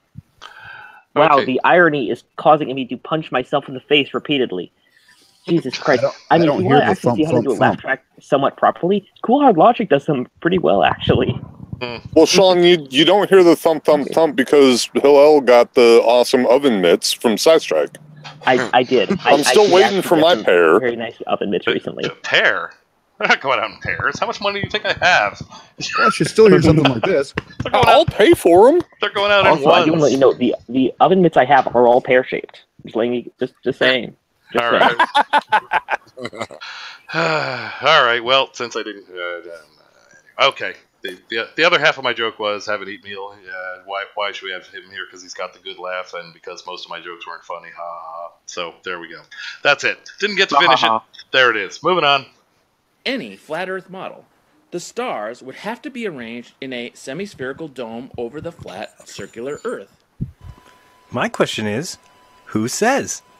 Are you making up the rules? Fucking Because that's pretty... No, Ask any flat earther. Firmament. Okay, seriously, I need some oven mitts. I'm gonna go type in flat Earth and see if I get a picture of a fucking firmament. Google. So the Earth has a firmament with stars that are not on it because he doesn't want to map them onto it, because if he tries to do that, it's going to demonstrate the very problem that he doesn't want to acknowledge. So instead of doing that, he pretends as though there is a firmament with stars on it, but not that there is a firmament with stars on it. Well, who could be more reasonable than that? It does make sense, and it's actually... Fucking hell! I'm just gonna say every picture of flat Earth that I've seen so far that is like flat Earth that's like actually used so far that actually has, you can see the dome. It shows the sky, not just a ground map. It has a dome every time. Yeah, and if he's saying it's not that, that's fine. But say what it is then, and but show us what it is. He was just earlier, in fact, demanding, insisting, forcing us on the idea that there is a firmament. Well, what is in the firmament? What does the firmament look like? Is it a blank slate, in which case there are no stars at all, and therefore no stars are visible anywhere? And if you turn the light off in your bedroom, you too will see no stars, and therefore that proves that there are no stars at all. Wait. I have learned Jaronism reasoning. I understand the argument that Jaronism is trying to make. Okay, what do you got? Oh well, you've had far too much to drink. No, I have not. I've had far too many of these videos. I'm gonna go slam my head in the freezer door. I bid you guys good day. What he's saying is he's gonna link this to his previous thing with his dumbass glass thing. So he's gonna say that the firmament sits over us and the stars are a flat plane above us, and that the firmament curves it so it looks like it curves around us. Ding ding! Eet MeeL has it on the. Has just hit the nail on the head. Very possible. Yeah. Even though that does not appear anything like what we actually observe. But more importantly, that does not one, invalidate the voice of reason's argument here, and two, that makes it the voice of reason not a straw man, because even if it is a flat picture that you're looking at through a lens, it still looks, dome-wise. So for the purposes of demonstration, you can make it a dome, and it still proves your point correctly. That no matter where you stand on the thing, you should all be seeing the same stars, but you're not. This is something that Jaronism does sometimes that is really fucking annoying. He will take videos from just people who are working with commonly accepted flat Earth models and present an entirely different model and fault those people for not anticipating his model. It's the model that he never quite actually specifies to the point where any of us can. He's faulting the voice of reason for not using Jaronism's model that he introduced in this video. Yeah, that he literally just came up with. That isn't really a model. Well, there's no other word for it in English. It's an ad hoc explanation. But that. I have a major beef with people misusing fallacies. Sci-10 does it all the time. And I don't know. It's so when I hear somebody call something a straw man, it's not a straw man. My skin crawls. I think that's a straw man.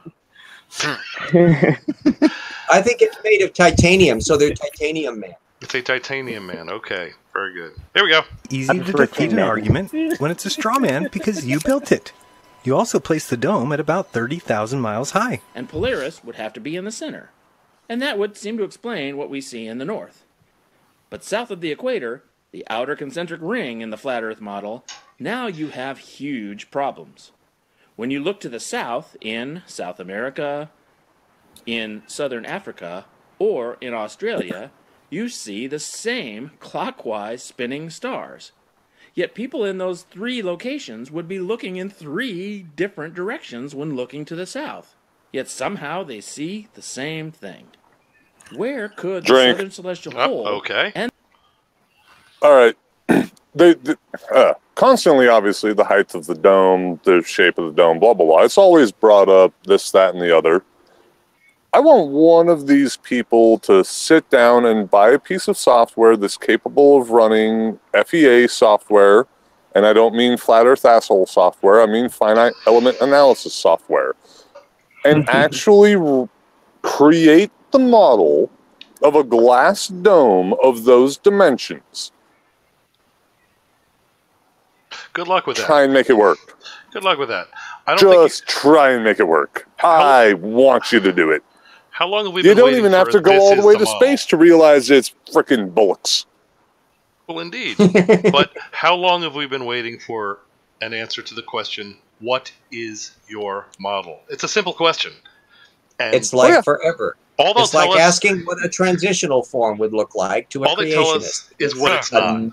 non-conceptual thing for them. They can't imagine it. Their brain just boop, goes into Tortugan rut mode, and it's bye-bye.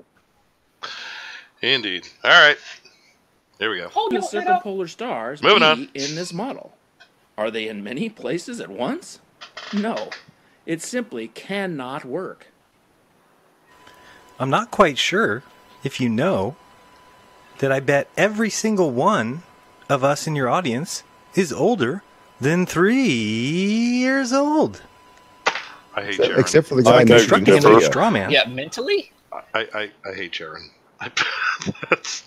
The irony is that his parody voice is not like the voice he's just parodying. That other guy may be a little pompous, but he was not speaking in that way. So he is now exaggerating stuff in the same way that Trump was exaggerating the poor guy with physical palsies before. And that's a pure sign of somebody that doesn't have an argument. I don't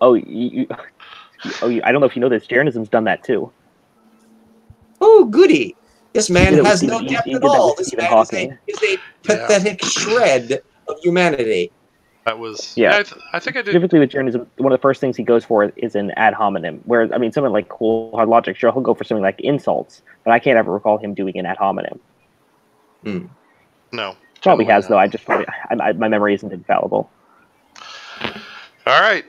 Well, that was cool. That was If anyone could figure out whether or not if Cool Hard Logic ever has made any kind of a logical fallacy, I'm sure Martimer would be able to find it. Of course. And chances are Martimer's watched every single one of Cool Hard Logic's videos. And I bet he would have called him out if he had found one. We couldn't have, we could not have scripted that, you know. that was the pug sigh? No, that was not, strangely enough. Oh. Who was responsible for that little episode of coolness? That's one of you. The dog barking, that would be me. Nice. Oh, Nicely okay. done. You were doing a very good pug impression there. You are sound just like one. That is one. Oh, man, you just called my German Shepherd a pug. Yeah, I thought it was a small dog. I'm doing an ad dogging over there. Hey, let's not I was thinking Chihuahua, so yeah, I'm sorry. Or a small terrier. I taught her not to bark. She there was nothing barks at wrong a with lot of people on the bike path next to my house. Jaronism's bullshit. There was nothing wrong with that bark, and it was perfectly timed. It was sublime. It was sublime. We could not Thumbs have, up for me. We could not have scripted that. 1,000 net points for you. All You right. don't have any left, Si. I've got a printing press. Oh. All right, here we go. It's very easy for you to knock down and make yourself look great. That's the best way to do science. Declare that there is no possible way. Something can work. Read Emma's comment. Oh my god. I'm getting tanked. Isn't that Jaron's favorite thing? That's not possible. That can't be done. That's no. That's Jaron's methodology. Yeah. Read MMA's yeah, comment. and if he ever does ask a question, it's in the confident expectation that there is no possible answer. He didn't declare it either. He demonstrated it. He showed how your model would look, even though you have a different dumbass model, and I can't wait to see that. And then showed that how it physically couldn't happen because he didn't declare it. He showed it. Did he need to use hand puppets? Would that it? With like a whole bunch of puppets need to come out and sing a song? I think Jaron already knows how to use hand puppets, but it never is used in relation to flat Earth theory. RJ, I have to correct you there. Missa knows how to use hand puppets. There you go. Okay. Very good. On that note, we will move on. Sit corrected. And Backyard, keep the bullshit sniffing dog handy. Yes, deploy as needed. Yes. All right. It's an eye-seeing dog. It's a bullshit-seeing dog. Absolutely. That dog detected bullshit and issued a ferocious bark. I like it. Here we go. In 1, 2, or even 3 other ways. It simply cannot work when you are closed off to that possibility. Okay, when you're closed off to the possibility of something that is not possible being possible. Perpetual motion, if you're closed off to it, is apparently a problem. But don't you just need to demonstrate it? Do your damned prediction deflector. Work out your model and eclipses. We're spending too much time focusing on the fact that impossible things aren't possible. Absolutely. Yeah, how dare you close your mind off to the fact that circles can never be squares? We're so close-minded. It's frightening. I've noticed a pattern here. RJ and Hilo don't like each other. What? No, it's because I shoot my mouth too much. I apologize, Hilo. No, it's our most common talking over points here is always RJ and Hilo.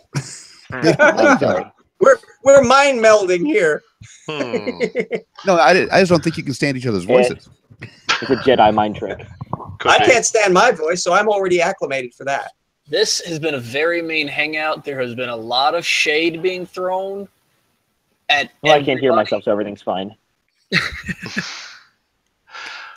Okay, I think I'm going to hit play now. Supposed to be a skeptic. That's a good idea. And instead, you talk to people like they're children. Like they're chimpanzees. All right, enough of those two guys. What now? I've heard all I can hear. Here what I'm doing is sending different laser lights through that half-dome magnifying glass. And if you've ever done any star watching, if you've ever zoomed in with your camera, this is what you see. So I'm sitting behind the camera here, pointing my laser pointer. Okay, that's not what we see. He's going to go, yes, an extremely out-of-focus telescope. If you zoom in, yes, you get a big blotch. But, I hate when people do that. Okay, the problem, of course, is that he's shooting something through a lens that literally is its job to, awkwardly distort stuff. So if he shoots that laser from any strange angle that is not directly at the Polaris, or where Polaris would be, it's going to be distorted to hell. All right, let's see where he goes with this. Different areas of the glass, turning the glass inside out, upside down. But some things look like the moon. Believe it or not. I think coming up here. Oh, no, boy, that looks really a lot like the moon.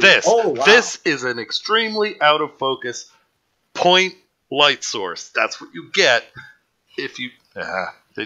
Backyard. You recall this makes me. This makes me a little angry, right? Because I've seen this in a bunch of flat Earth videos that the stars aren't what you think they are. They're not balls of fire. They're discs like this. They're poorly focused. It looks like the moon in the same way that a spider that I squash on my kitchen floor looks like the moon. Indeed.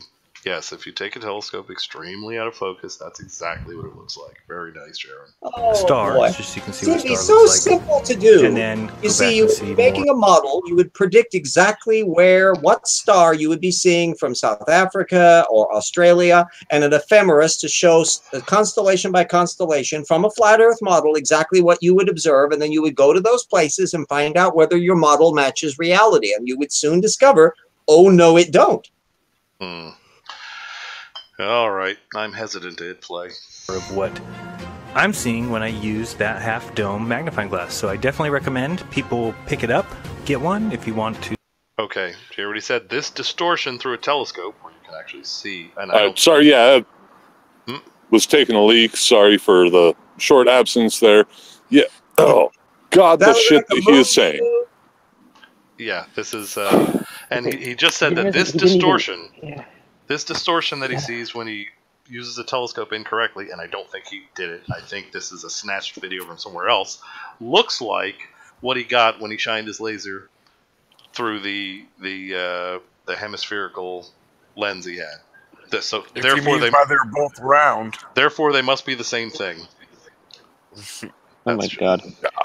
Jaronism, he didn't even give us the courtesy of having his model not a model thing, and he didn't even give us the courtesy of modeling it. He didn't get one, big enough to put the camera inside to stimulate an observer. He put it in front of him and then simulated what it's like to look through it. He didn't simulate what's like being inside it. He simulated what it's like looking through one. He didn't even get one big enough to stick a camera inside and then see what the world looks like, and then see if it actually matches with reality. He just, hey, here's a dome-shaped thing. The sky is probably like a dome-shaped thing. If I model them in a way that is completely not like how I think it works, then yeah. When I look outside of that, I see a lot of splotchy things. No, I see actually tiny little starlights, and they move in very specific ways, so that even an idiot like me, who is not big on astronomy, can recognize things like Orion's belt. I don't see vague blobby blobs like that. Well, now, outside of all of that, the human eye generally, you have acceptable eyesight. You generally have around 100-degree field of view with the human eye. A really good wide-angle lens, you're pushing, 60-degree field of view? And that's what Jaron would call a fisheye lens.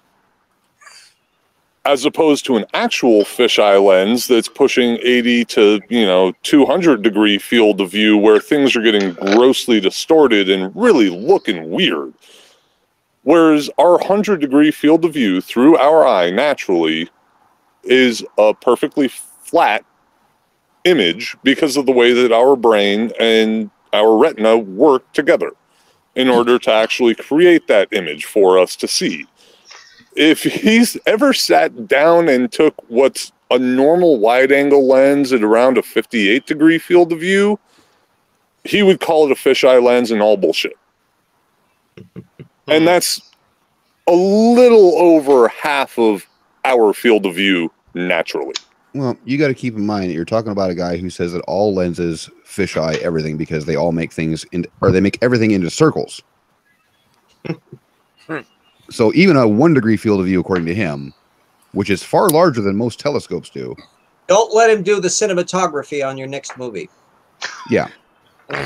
Wait. He says everything these lenses turn everything to circles. Yep. So that's what he says. So why shit you not? He does say that. Why do I have pictures of square things that are still square in the because NASA says that only certain things are supposed to be circles. Ah, got it. Yep, remember, only wandering stars like Saturn and Jupiter are circular. Yeah, you got to keep in mind that all of our telescopes that have no electrical components to them at all are connected to some NASA CGI network that downloads the images that they want us to see in real time. Remember, the system was set up back for Galileo in 1600, by the penguins. The penguins are back. Damn devil penguins.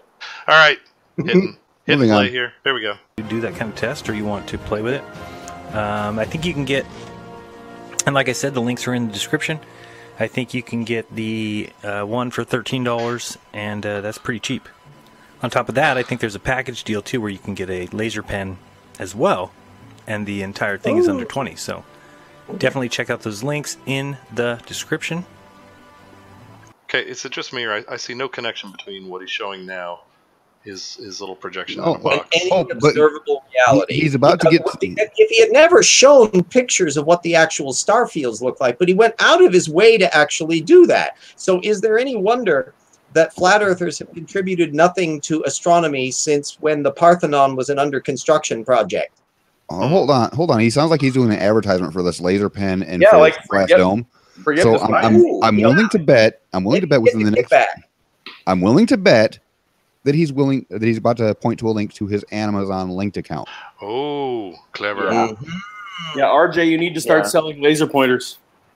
Yeah, there we go. If I can just, and have no sense of integrity whatsoever, I can finally scrape by and survive. You keep using this I word. I don't understand what it means. All right. Here we go. And also, occasionally, this looks like Dwayne Kellum's balloon launch is what the sun looks like. If you get around to the side of it, you can actually see almost like a filament in there. I'd have to show people sometime. No. Got some videos on that. Oh my God! Star. It looks like it's got the waviness that we see when we zoom in with the like there's a telescope. dodgeball thing, or like the little thing we used to play in school where there was the ball that was on the tether ball, and so that's actually the sun on a really tall tether ball thing that it's got like a light bulb on it. Wow, I tell you, the cosmology of Jaronism is amazing to imagine what the hell's going on in that kid's head. Okay, SciStrike, I gotta ask, do you have an ability to show the video I posted in the Twitter feed earlier? Hold on. Talk amongst yourselves. I hope so, because I'm sure it's more interesting than this. Talk amongst yourselves. If you do have the ability to show it, yeah, this is what the sun looks like according to Jaronism. Ooh, I would like to see that. Absolutely. If you can pull that I've that got would be much better footage of the actual sun, sunspots included, in fact. All right. Because, obviously I'm prepping for the solar eclipse, so I've been... what's fascinating is how much of the time we have to figure out or try to figure out what's going on in this guy's head, because Jaron never gets anywhere close to telling us what's actually in his own model. Well, he doesn't have a model. What in the world would he tell us about it? Exactly. I'm a spoof. I lie on a daily basis. Give me money. Support my Patreon.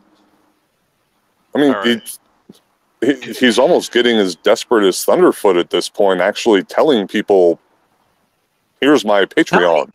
How many are supporting Patreon? His Patreon? I'm curious. Not enough to keep his house. Well, then there is a God. All right. This video, this the one? That'd be the one.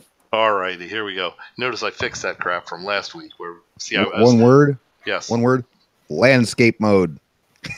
Hey, I'm using a cell phone through a telescope. Yeah, and this was not meant for putting up on YouTube. This was. It was not. Yeah, so if it was, I would have posted it to my YouTube channel. Here we go. Format is irrelevant. All right, Only content.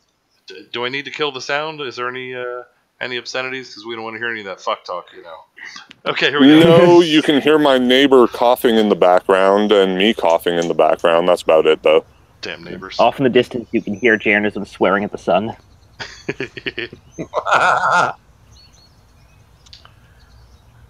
But I've already done a staring at the sun parody. I can't do a swearing at the sun now. Oh.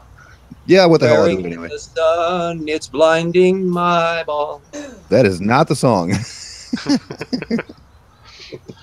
Hey, backyard. Let's have some commentary on this video. Well, shit, where do I begin? Been working on, obviously, doing astrophotography through the telescope with the sun, now that I got the beta film to actually be able to do it. The solar spots I could see on my video version and on the G Plus version. I couldn't see them on this one, so maybe it just wasn't... Maybe it didn't come across as well. Obviously, clouds are clouds. You can tell all that. Are they over like the 330 position? No, it was more about 6 o'clock. Oh. Alrighty. But we've had a lot of overcast today and a lot the of... camera is sideways, so. All right. Aha.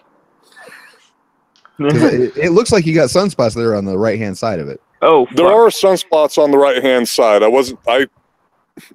I've been drinking a little bit. Wasn't sure if everybody else could see them, but plus I'm on my cell phone, not on my computer like normal, because Okay. I was afraid that was just my a spot computer. on my screen. But no, there are sunspots on the right-hand side, just south of the equator on the sun. But yeah, since you're doing it in portrait mode, it's all turned 90 degrees to the left. All right, back to Jaron. Actually, you know what I think would be an interesting observation. Just if you could get multiple people of different latitudes to observe sunspots, then I think if it was during the right time of day, you could probably actually establish that the surface beneath them is curved. If you have to take in the rotation of the sun to get to make the images match up. Already done by me and Dazza when we did our simultaneous solar observations. Oh well, fuck me then. Well, I'm down to do it again. Wait a minute. Firmament. Hill, was this you trying to trick other people into going out? I don't know what you're talking about, Si. Of course I have you don't. I have my own solar filter. Thank you very much. Hold on. Not only did me and Dazza do this observation simultaneously, I actually did my backyard flat Earth model test Yes, I based remember on that observation. Okay. Which disproved flat Earth. Well, you're going to need to redo it with a giant lens over the whole thing. Yeah. Well, obviously, you need a giant glass orb. All right, I would like to take this opportunity to thank all of you for giving this long break from Jaronism. Thanks. I do appreciate it. My whole point was that, Jaron trying to say, look at a laser pointer through this glass orb, it looks just like the sun. No, that's absolutely nothing what the sun looks like. Yeah. And how much effort would it really take? God! How much effort would it take him to do some real observation? 84 patrons, $725 per month. Holy moly! I piss. Well, I'm going to take this opportunity to say, moving on. Okay. Wait. Who's holding the laser pointer? The giant hand. Man in the sky. The firmament earlier. I'm sorry, Shawn has issued the moving on. I have no choice. That's one of my favorites. And what I did there was I opened a box and put the camera inside the box and then put the half dome magnifying glass on top. But you so clever fellow. And then used the laser pointer just to kind of guide the sun to see what was going on. And this is a Again, model what I'm of doing what? is just shining a laser light right through the half dome mirror. And tell us how The this sun's applies not to a the laser. real world. Tell us how this applies to real Doesn't world look observations. like That's all I anything need. we can see for real. Exactly. Well, what is he saying? It's red, therefore it's red and round. Therefore, it looks like a red round sun. There you go. I guess that's Here's something that looks. Damn! If only our star was red. That proves that it's a bear. And casting it onto a piece of paper. So I think some of those look incredibly like the sun. I think many of them look like stars. No. Looks like the sun, and he puts a. That was great. Hey, look, it's Nibiru. Here I am, and I'm finally noticing that many of these things look like everything we see around us, light-wise. Here's the half dome. You can see it up close and personal. I was just taping from behind it this time, and you can see how it projects. God, it looks like the sun in the way my elbow pretty looks like interesting George stuff. Clooney. How long do you think before? How long do you think before Fuck Jaron me. catches an errant beam and ends up blind? It's just. Oh my god. How many times? Decide on your model. Is this dome literally like above us? Because if someone is shining a light through, it's like I guess God is like fucking with us, like shining laser pointers through the dome. Because Yes, the laser pointer theory of the firmament. Here we have a new breakthrough. It's bouncing around insanely on the it's bouncing around insanely on the inside of the sphere, and then projecting way outside of it. I will reiterate my point earlier. Hill and RJ hate each other. So we're gonna have to settle this. Here we're just showing We're gonna that have to settle this like gentlemen. rays coming off the sun reminded us. No, First we'll have to I find love some our gentlemen. No Homo sapien. No, rap battle is what I'm saying. You two. Prepare. Next week, you're going to get the RJ and Hillel rap battle. Man, rap battle in here, I was expecting a gentleman's duel.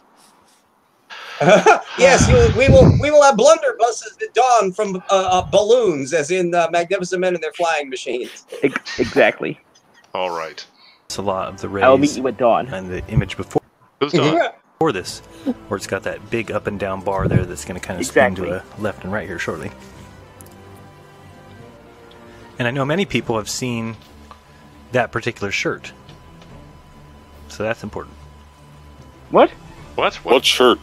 What, did we miss something? All I saw was sky. Astronomy based on T-shirts, yeah. All right, should we back it up, or are we just going to... I can't tell if we missed something, or it's just... I can't tell if we missed something, or it's just Jaron's fabulous editing skills.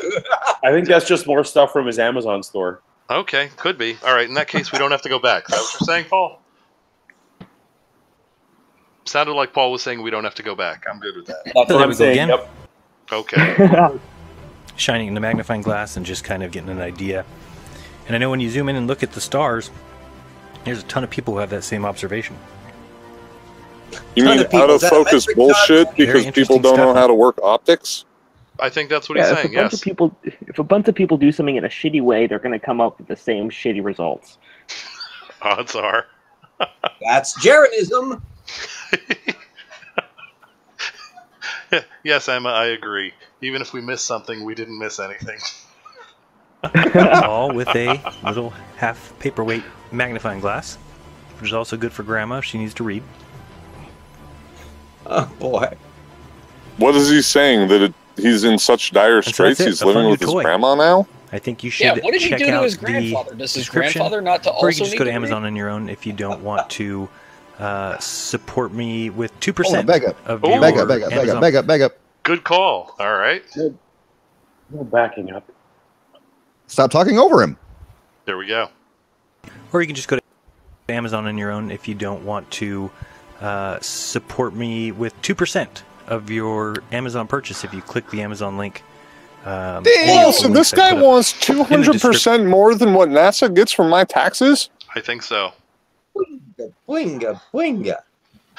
All right. Yeah, sorry, I just kind of winged that one. I think it's... I mean, it's pretty Yeah, precedent. roughly. Yeah. Yeah. Amazon products. All right, so I hope you enjoyed the video. I'm happy because even if this isn't... Okay, again, he's doing his goodbye, and we've got 4 minutes left. Exactly how the Southern Stars work. That's a lot of links. I hope it shows Globers that things they were so sure of might not be as sure as everyone thought. So with one piece of glass, the Southern Stars have basically been open to a whole new method of exploring. Not so much. And testing. But we fixed Not it all even a with little just bit. that one piece of glass. There's no Southern Star because there is no Southern Star. There's no Southern Pole Star. They circle due to the atmosphere. What the fuck? And Dude, people There's technically no North Star either. There's just a star close to our axis of rotation. Yesterday or the day before, very many people knew. So as I said, even if it isn't the answer, I think we took a big step today towards the answer. And to cool hard logic, I wish I could say that I have any respect for you, but I don't. Listening to your videos absolutely infuriates me. Flat Earthers are some...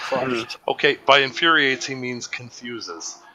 And what happened to the Bitcoin thing? Did someone say there was some kind of Bitcoin scam Jaronism was in on? That's the Coinbase, I believe. Oh, coin. Okay, I know there was in previous one of the ones he did. There was a plea for bitcoins as well. All right. The best people I've ever met in my life.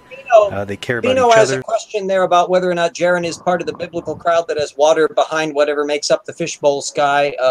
Somebody want to put a comment on?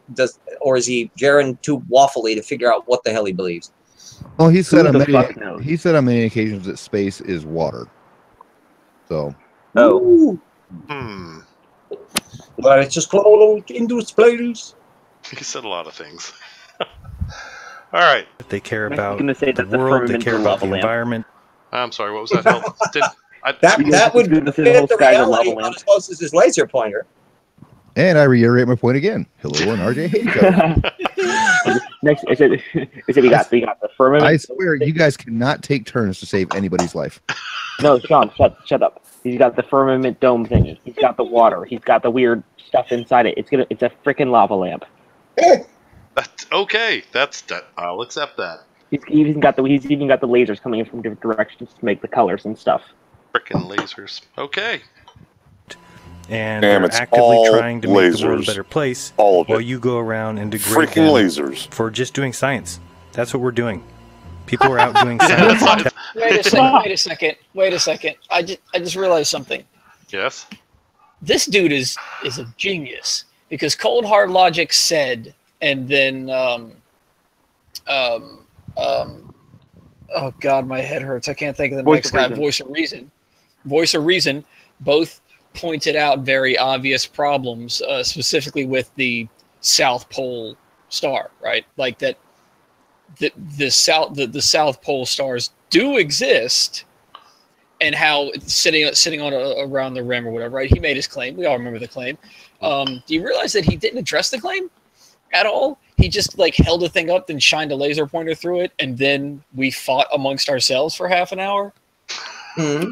And now Jaronism's like, no yep, point has he ever displayed any model or structure in which the observable stars in the southern hemisphere would match up with his little squishy modified version of anything. He could theoretically model all of that in a computer thing. He would tell us how many stars there were, how far apart they are, all the physical dimensions of that, and come up with an actual cosmology, with the one tiny problem that he can't do that. No one in principle can do it, because it can't be done. It's an impossibility. No, it's like this. Oh, my rationale was way different. I could just so imagine Jaron sitting down going after he posted that video going, winning, and forgetting the fact that the last time that a guy sat down and said, winning, he went to the doctor and had HIV. No, it's a really hilarious like drunken train of thought. Like this is how most of my arguments go on the weekend, because we're all drunk and we all have terrible memories, so we just forget, and then we go down tangent after tangent after tangent. Then one of us starts playing with the laser pointer. But he edited this. Thanks for reassuring the drunk part, Al. I gotta say, I kind of needed that one after saying what I just said. But no, like he never at one point addressed the claim that when on the South Pole, you're going to see the same stars when you're all looking south. He just showed a laser pointer, and then at no point showed how that would bend all the stars back somehow so that everybody could see it.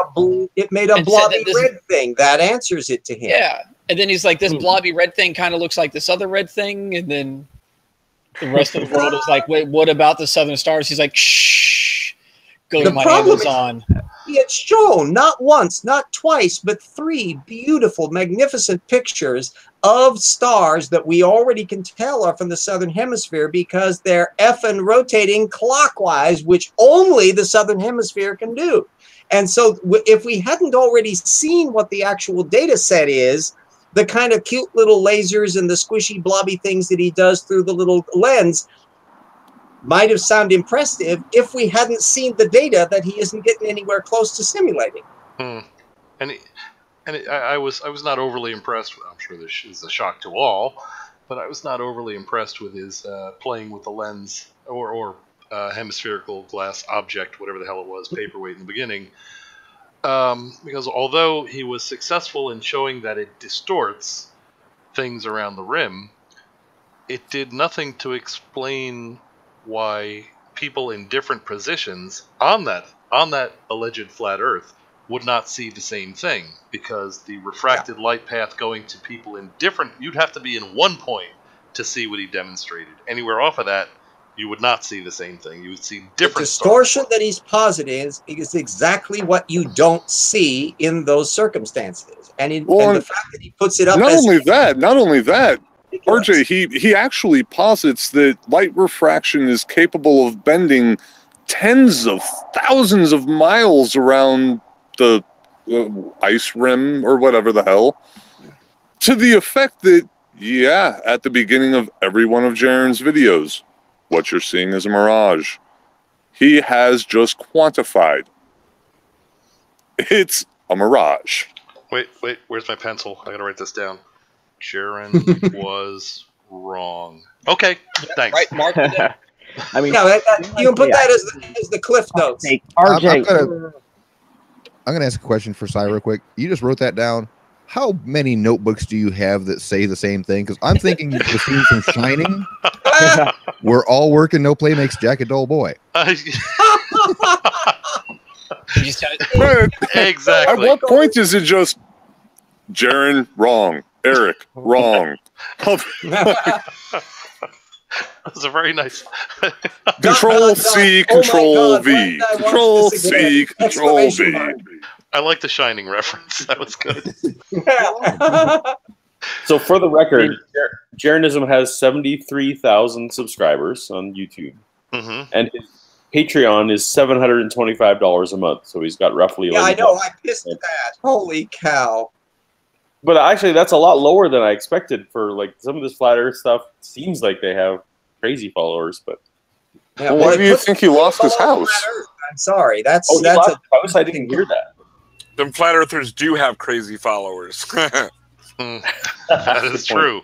But it is funny how the large amount of followers does not correspond to a what you would expect in views. The ratios between the number of subscribers, I mean, I know having, 5,000, you can't expect to have 5,000 views on everything, but the ratio is way the hell off when you've got, 70,000 subscribers and a much lower number of views, and a ridiculously, that 750 seems like it's way lower than I was expecting as well. Yeah, it's crazy though. It's well, not that flat earthers may not have the best jobs. We'll see. I really love 700 in my Patreon account. I can tell you, I'd be a. Well, here's my question. I didn't know that you were able to look up information. I should have assumed you could look up information like that, but I just never have. Oh, all I did was compare him to like what's not Thunderfoot, Crazy Russian Hacker.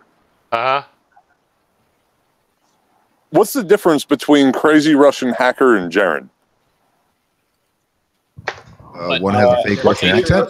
I don't know. Well, no, not what's the difference in what they do. What's the difference in their Patreon and their YouTube channel? Well, I'm about to look up his see if he's got a Patreon on here. For reference, Thunderfoot makes $3,000 a month on Patreon. Okay.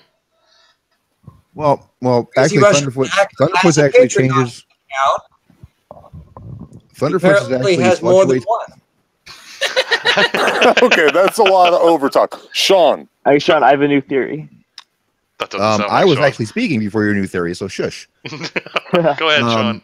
Hey, Sean, I have a new theory. Yeah, you can shush too. Thunderfoot's Patreon actually fluctuates because he doesn't do a monthly thing. He actually does it per video, and he only puts certain videos on his Patreon. So if he makes a really popular Patreon video, he's going to make more that month. Right, So, but I was just you're just going by the base number there for to even just give a rough comparison because he's getting way more than 3 times the money for for his 3 times the subscribers. yeah, because there's a lot of videos that Thunderfoot does not put on YouTube at all that are on his Patreon account.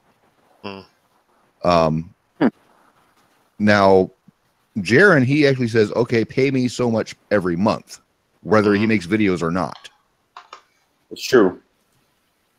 And people aren't as willing to pay into a Patreon where you're just giving them free money every month, no matter what their content is.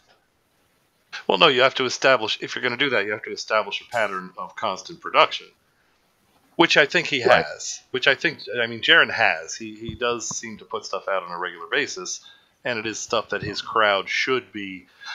I'm wondering if all of the followers are real, all the subs. I'm wondering if that has anything to do with it. Anyway. That's kind of why I was wondering about Crazy Russian Hacker, because he kind of disappeared. As best as I can tell, Crazy Russian Hacker doesn't have a Patreon. Yeah, I'm not seeing it either. He's got a little bit less than 10 million subscribers. Woo! Which is odd for a person that was encouraging people to asphyxiate kill themselves. Yes, Basically. with remember his indoor air conditioning unit using dry ice. Yeah. Yes, you'll be nice and cool as you die. I remember the sequel to that video got taken down when he encouraged people to heat their house with the exhaust from their car. What? Yeah, he's done a lot of stupid shit. I'm kind of surprised I honestly didn't even think he'd still have a YouTube channel at this point in time. Well, wasn't that video straight stolen? Like somebody else had a video showing how to do it using actual ice in the not killy kind. Yeah. The not killy kind. Killy kind. Yes, that is true. Okay. It's safe with. Well, the sad thing is, it's not even a stolen video. It's a stolen idea called evaporative cooling. There's one on the side of my house. Yes. You know, we generally call them swamp coolers. And that's the but it's the non-killy kind, right? Well, yeah. Why in the hell would I put dry ice in the damn thing? Okay, good then. But the killy kind is so much more fun. Well, I mean, if you watch too many. Oh yeah, look at that cool gas flowing out of it. It's so cool. It's awesome. Hey, SciStrike, it seems I can't live here anymore. It's a little bit too corpsey in my house. All right. Hey, Hill, aren't you supposed to be saying something right about now? It seems to me like this video might actually be done, Sci. Wink. Yeah. Wink. It seems like it probably. Oh no, I was just gonna say that I don't think Jaronism has ever done a proper scientific test in his life. Every time he's tried, he's fucked it up in some way. Either it's not modeling correctly, or like with his Star Trails thing a few weeks ago. I mean, there's that. He fucks up everything. The question boils down to: is he fucking it up intentionally or no? I don't think it matters. Actually, when it comes to his whole Star Trail debate, I think that proved right then and there. If he was willing to put that online and say, "I bet people to the effect of Wolfie, Daza, I dare you to show why this is real when I'm proving it's not," that he really might be just that fracking stupid. Well, here's the thing. Yeah, I'm a hopeless optimist. Here's the thing. If he put it out there, sorry to interrupt you one more time, Shawn. I'm sorry. One last time that I will interrupt you tonight. If he put it out there as just a generalized, I'm doing this and it doesn't look right in his typical Jaron fashion, I would go, he's a pope. But the fact that he literally sat down and named very, very specific individuals that he knew could prove him wrong makes me think he really is just that dumb. I'm leaning towards my that myself. working hypothesis always is that people are telling you what they actually believe. And since Tortugan minds have infinite capacity for weird rationalization, you see that in creationism, Jaronism is just a slightly wackier example of it. But the kind of usage of secondary sources, tendentious analogies, sarcasm, and all the rest, it's the same format that you find with Ken Ham. It just is a slightly narrower body of content. All right, you know what? I think. Let me check. Yeah, I think we've collectively been disrespectful enough of Shawn. I think we should let him speak now. Shawn? Oh, I'm done. There's no point anymore. Okay, we just watched a Jaronism video. What point were you expecting? All right. Yeah, come on, Shawn. Don't let him win. Don't let him win, man. Don't go out like that. Absolutely. Say your thing. Say your thing. Shawn, I apologize for interrupting you. I do. I apologize for interrupting you.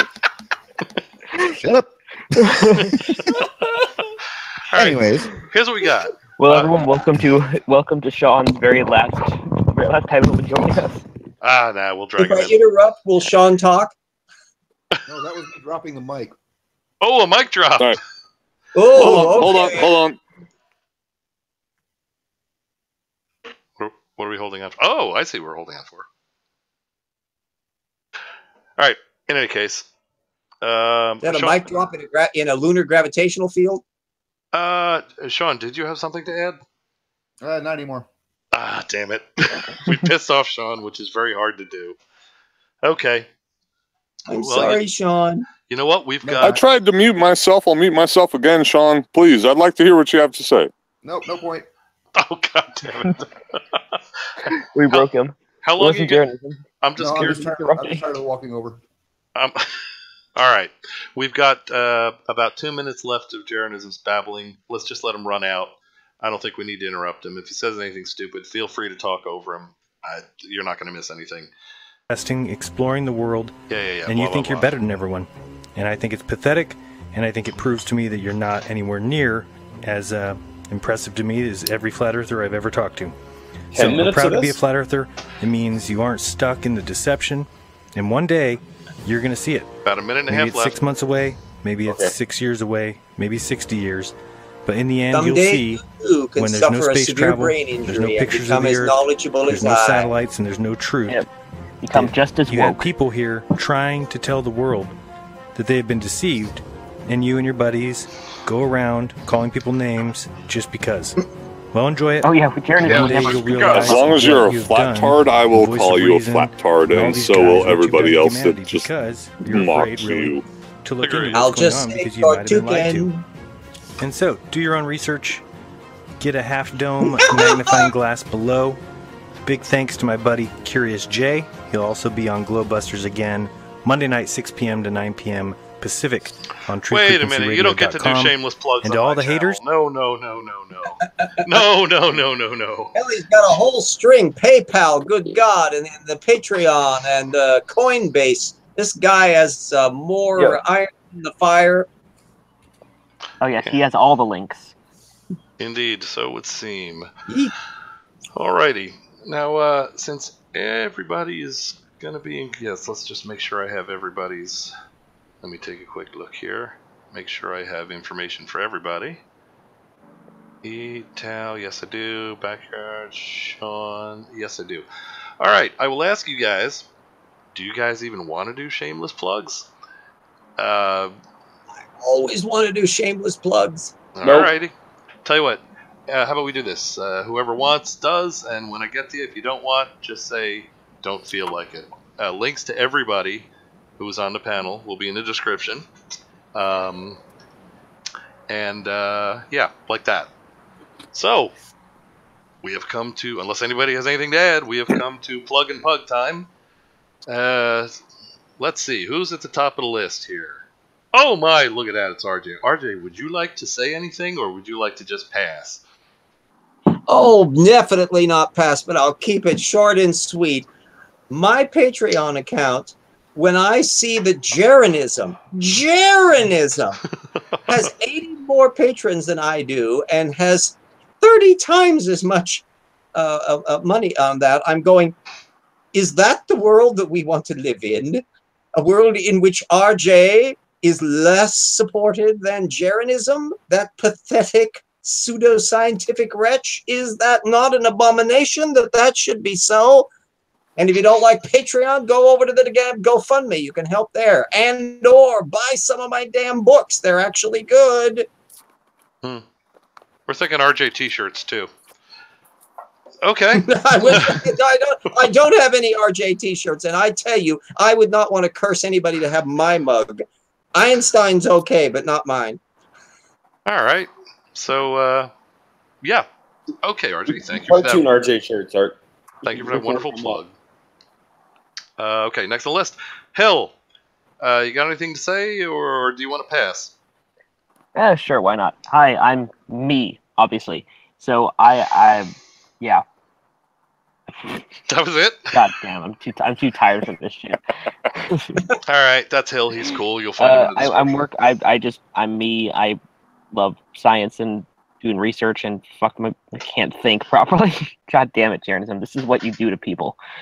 But I'm working on a few projects with stuff like planispheres and certain observation, and getting ready for the eclipse coming up in August. Looking forward to that. And yeah, cool. Okay. That's Hill. All right. Let's see. Moving on. Paul, you want to talk about you, or you want to pass? Paulogia. If you search for it if you want. Otherwise, we're good. All righty. And Thank you. Mole, my friend. Do you want to talk about you, or you want to pass? Your choice. I do nerdy type streams, comic books and such. If you want to check me out, go for it. Alrighty. Shawn, if you're not still furious with all of us, tell us how cool you are and what you do. Or my pass. mic's still on the floor too far away. You might not be able to hear me. So we hear you. Wrong. We hear you. My mic is like 4 feet away from me right now. We hear you fine. Plus, we can still hear you just fine. Plus, I got this virtual mixer. I could jack you up to where you're you're blasting everybody. I'll always do that, and I'll pick my mic up just to make you mad. I'm me. I do stuff, and flat earthers hate me. With good reason. Keep embarrassing them. All right. Eet, you're up or not up. It's your choice. Man, I got nothing to plug. All right. You're in the description anyway. Yeah. All right. Add me on Steam. We'll play a video game. It'd be good. We'll have a bunch of yucks together. It'd be fun. There will be just amazing coolness. Yep. Also subscribe to Desertphile. He's still in the subscription. I'm pretty sure that I was the guy that suggested that. So yep, subscribe to him. He's great. You are correct. He's in there. All right. Let's see who else we got down here. Oh, Tao. Tao, you want to tell us of your legendary coolness, or you want to pass? I'm gonna pass. Okay. But you can go watch my channel anyway. So that's a half pass. Semi-pass. Go watch my channel. It's pretty much what I am. So. Indeed. Whoa. That's not Flat what I am. Earthers full retard mode. Yes. Awesome viewing. Indeed. All right. And I don't see my name in the list, by the way. That's because it grew longer than the thing. Yeah, that vertical bar, it isn't like the one that runs along the horizontal screen. That vertical one kind of chops everything off, so there are actually more people involved in that. So yeah, that's why it keeps going white, because if I expand it, all the icons get nice and small, and there's no way to configure that in G Suite. So we're paying for something that gives us less utility than the free version of Hangouts. You know what? I was talking about the list on the YouTube description. Oh, you're going in. Let's see. Oh, who'd we lose? All right, is that okay? Hills off. Well, he stayed awake. That's kind of cool. All right, I believe that is just about everybody. Anybody we missed? Did you get Backyard? Oh, Jesus! How the hell did I miss it? Backyard Science. You damn drunk. Of course. Of course. Goddamn alcohol. Tell us about you. Aren't we all? Indeed. Yeah, I don't know. I'm pretty drunk. Here. A resounding plug. Nicely done. I don't think I need to say I build telescopes anymore. I'm pretty sure everyone already knows that. That's about all I got. I was very tempted to walk all over you. Dude, listen. Well, knowing that's the case, alrighty. So, outside of building telescopes, I'm the son of a USGS survey geologist. Hey, Shawn, did you pick up your mic? Yes, I did. Okay. So it's not 4 feet away anymore. Well, I can't talk over you with Mike 4 feet away. So look, I had your back. I was waiting for you to jump in there. I was going to jump right in and tell you to stop talking over him while talking over you and him. It was going to be glorious. I'm sorry. It's just my petty revenge there. So go ahead. Okay, so obviously I do have an interruption issue. I happen to talk over people regularly. I apologize for that, Shawn. I did not mean to trample or step on anyone's feet by any means. I do apologize. I have a vivid imagination, and that leads to me doing exactly what I was just apologizing for. Alrighty then. All right. Now we've covered everybody. Shawn's not mad at us anymore. I think life is pretty damn good. Well, define us. All right. I'm kidding. I'm not mad. It's just irritating. Somehow I don't think we can fix this with internet points. This is going to take action. I do apologize, Shawn. I mean, seriously, look at me go. I'm interrupting Sci right now. It's just funny as hell because I was pointing it out through the whole hangout for RJ and Hill, and you kept doing it to me regularly. Nicely done. When I get my bee in my bonnet, I kind of jump in on things. So, but at any point, and say, "Shut up, RJ." I will not take offense. Yeah, shut up, RJ. I'm offended. Likewise, you can do the same. At least I didn't bring up reptilian penguins defending the South Pole this time. Oh, bingo! I need to up my game on the penguins. They need to be able to do singing. Well, why wouldn't they be able to sing? They're orchestral penguins. Yeah, yeah. They got to have like a choir, and so that they do their stuff as in either plain chant or perhaps, better yet, Sprechgesang penguins. Wow, that's an image that comes to mind. Movie night bingo cards. Oh yeah. Is this new? Whenever I mention penguins, somebody notes on the bingo card. Yeah, so we really ought to have that. I think we have almost enough reoccurring phrases to completely fill out a bingo card. Oh wow! I really want the penguin conspiracy behind the movie. You know what the center card should be, right? Curvizon. That's nobody said. You gotta have Curvizon. You gotta have Succession on there too. All right. Curvizon's your free space. This sounds like Curvizon's. This sounds doable. That's a good one. This does sound doable. All right. Anybody have any closing commentary, or do we bring on the pug? First, I want to find out who's doing the bad prank call breathing into the mic. Oh, that's it's always me. Sorry. That's Eet. Yeah, I don't breathe at all, as everyone notices. So it's usually not me. Yeah, Eet's he's the obscene phone caller to the hangout. On all I've got a new headset coming. Right? I ordered a new headset, so hopefully. And yes, RJ, we are well aware that you never breathe in. Do you picture him just getting thinner and thinner the longer we talk? Well, I actually think he has got like a really weird pulmonary system that actually he brings up air through his butt and just expels it through his mouth as he talks constantly. Yeah, you found out my secret. So he is the exact opposite. That's my bioengineered body when I came to this planet. So you're saying he's the exact opposite of talking out his ass. That's what you're saying. He's the opposite of that. Yeah, I use the intake from that area. Although if you get down to my ass level, you hear this kind of... I would just say that no amount of breath mace will ever fix this problem. All right. On that note, let us close it. And sorry, RJ.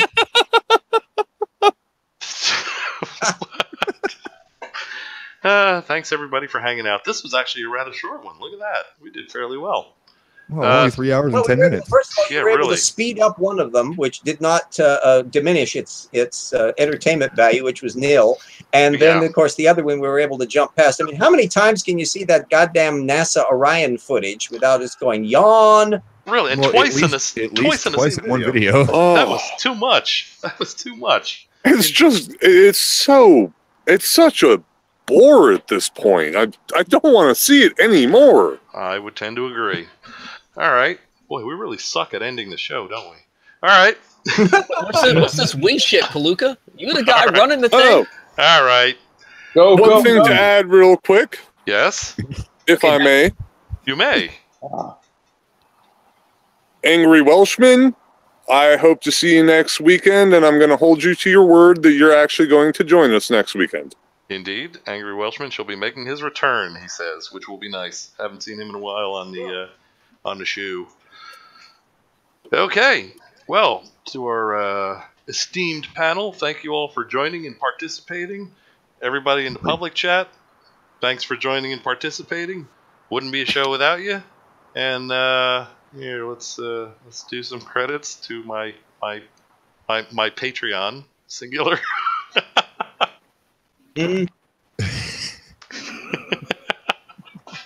Yeah, you got to flex that. We can still see the Patreon Jaronism on there. Bad dog. All right, there we go. Yeah, bring on the Pug while we got the chance. All right, here comes the Pug before anything else starts. John.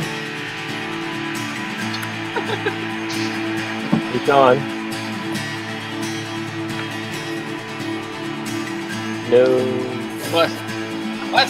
What do you want? John. Oh, now you're just teasing him. Forgive me.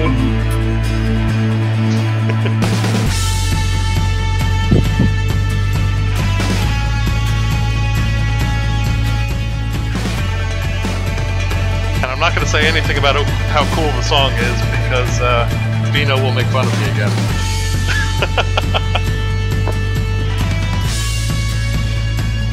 I think it's a great song. Oh, indeed. Are we really talking over the Pug now? You can tell Vino this turbine powered. We're dissing the Pug. That's awful. Oh no, this is banter. That's what this is. This is banter. There's supposed to be hearty banter at the end. The Pug doesn't need to talk because he says it all with that look. With those googly little eyes and that weird looking tongue. He just says, "Hey, feed me and pet me." And don't lay on your face in the middle of the night. Because I'll bite your arm off. Oh, that's not a bad idea. Hey, Paul, you think you could draw a Pug? Yeah. Ah, nice. Ever since I got this song in my iTunes, I don't really need this show anymore. Wow. Oh, sorry, I gotta ask, did you pick up that meat? Or was it the mead? I think it was the mead. The mead? No, I did not because I went back today and there's an 8-inch Celestron next to it. Which was looking pretty nice. And I already have a tiny, small reflector. It's a 5, and go from a 5 to a 6. 5 to an 8, that's good. Yeah, 5 to an 8, I can agree with that.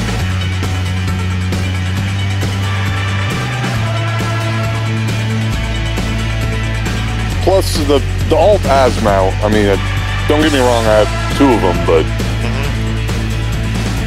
it's definitely worth the equatorial. Yeah, I would agree. Alright, that's it. Good night, all. Thanks for coming. Well, you know, as long as you live on a globe like we do.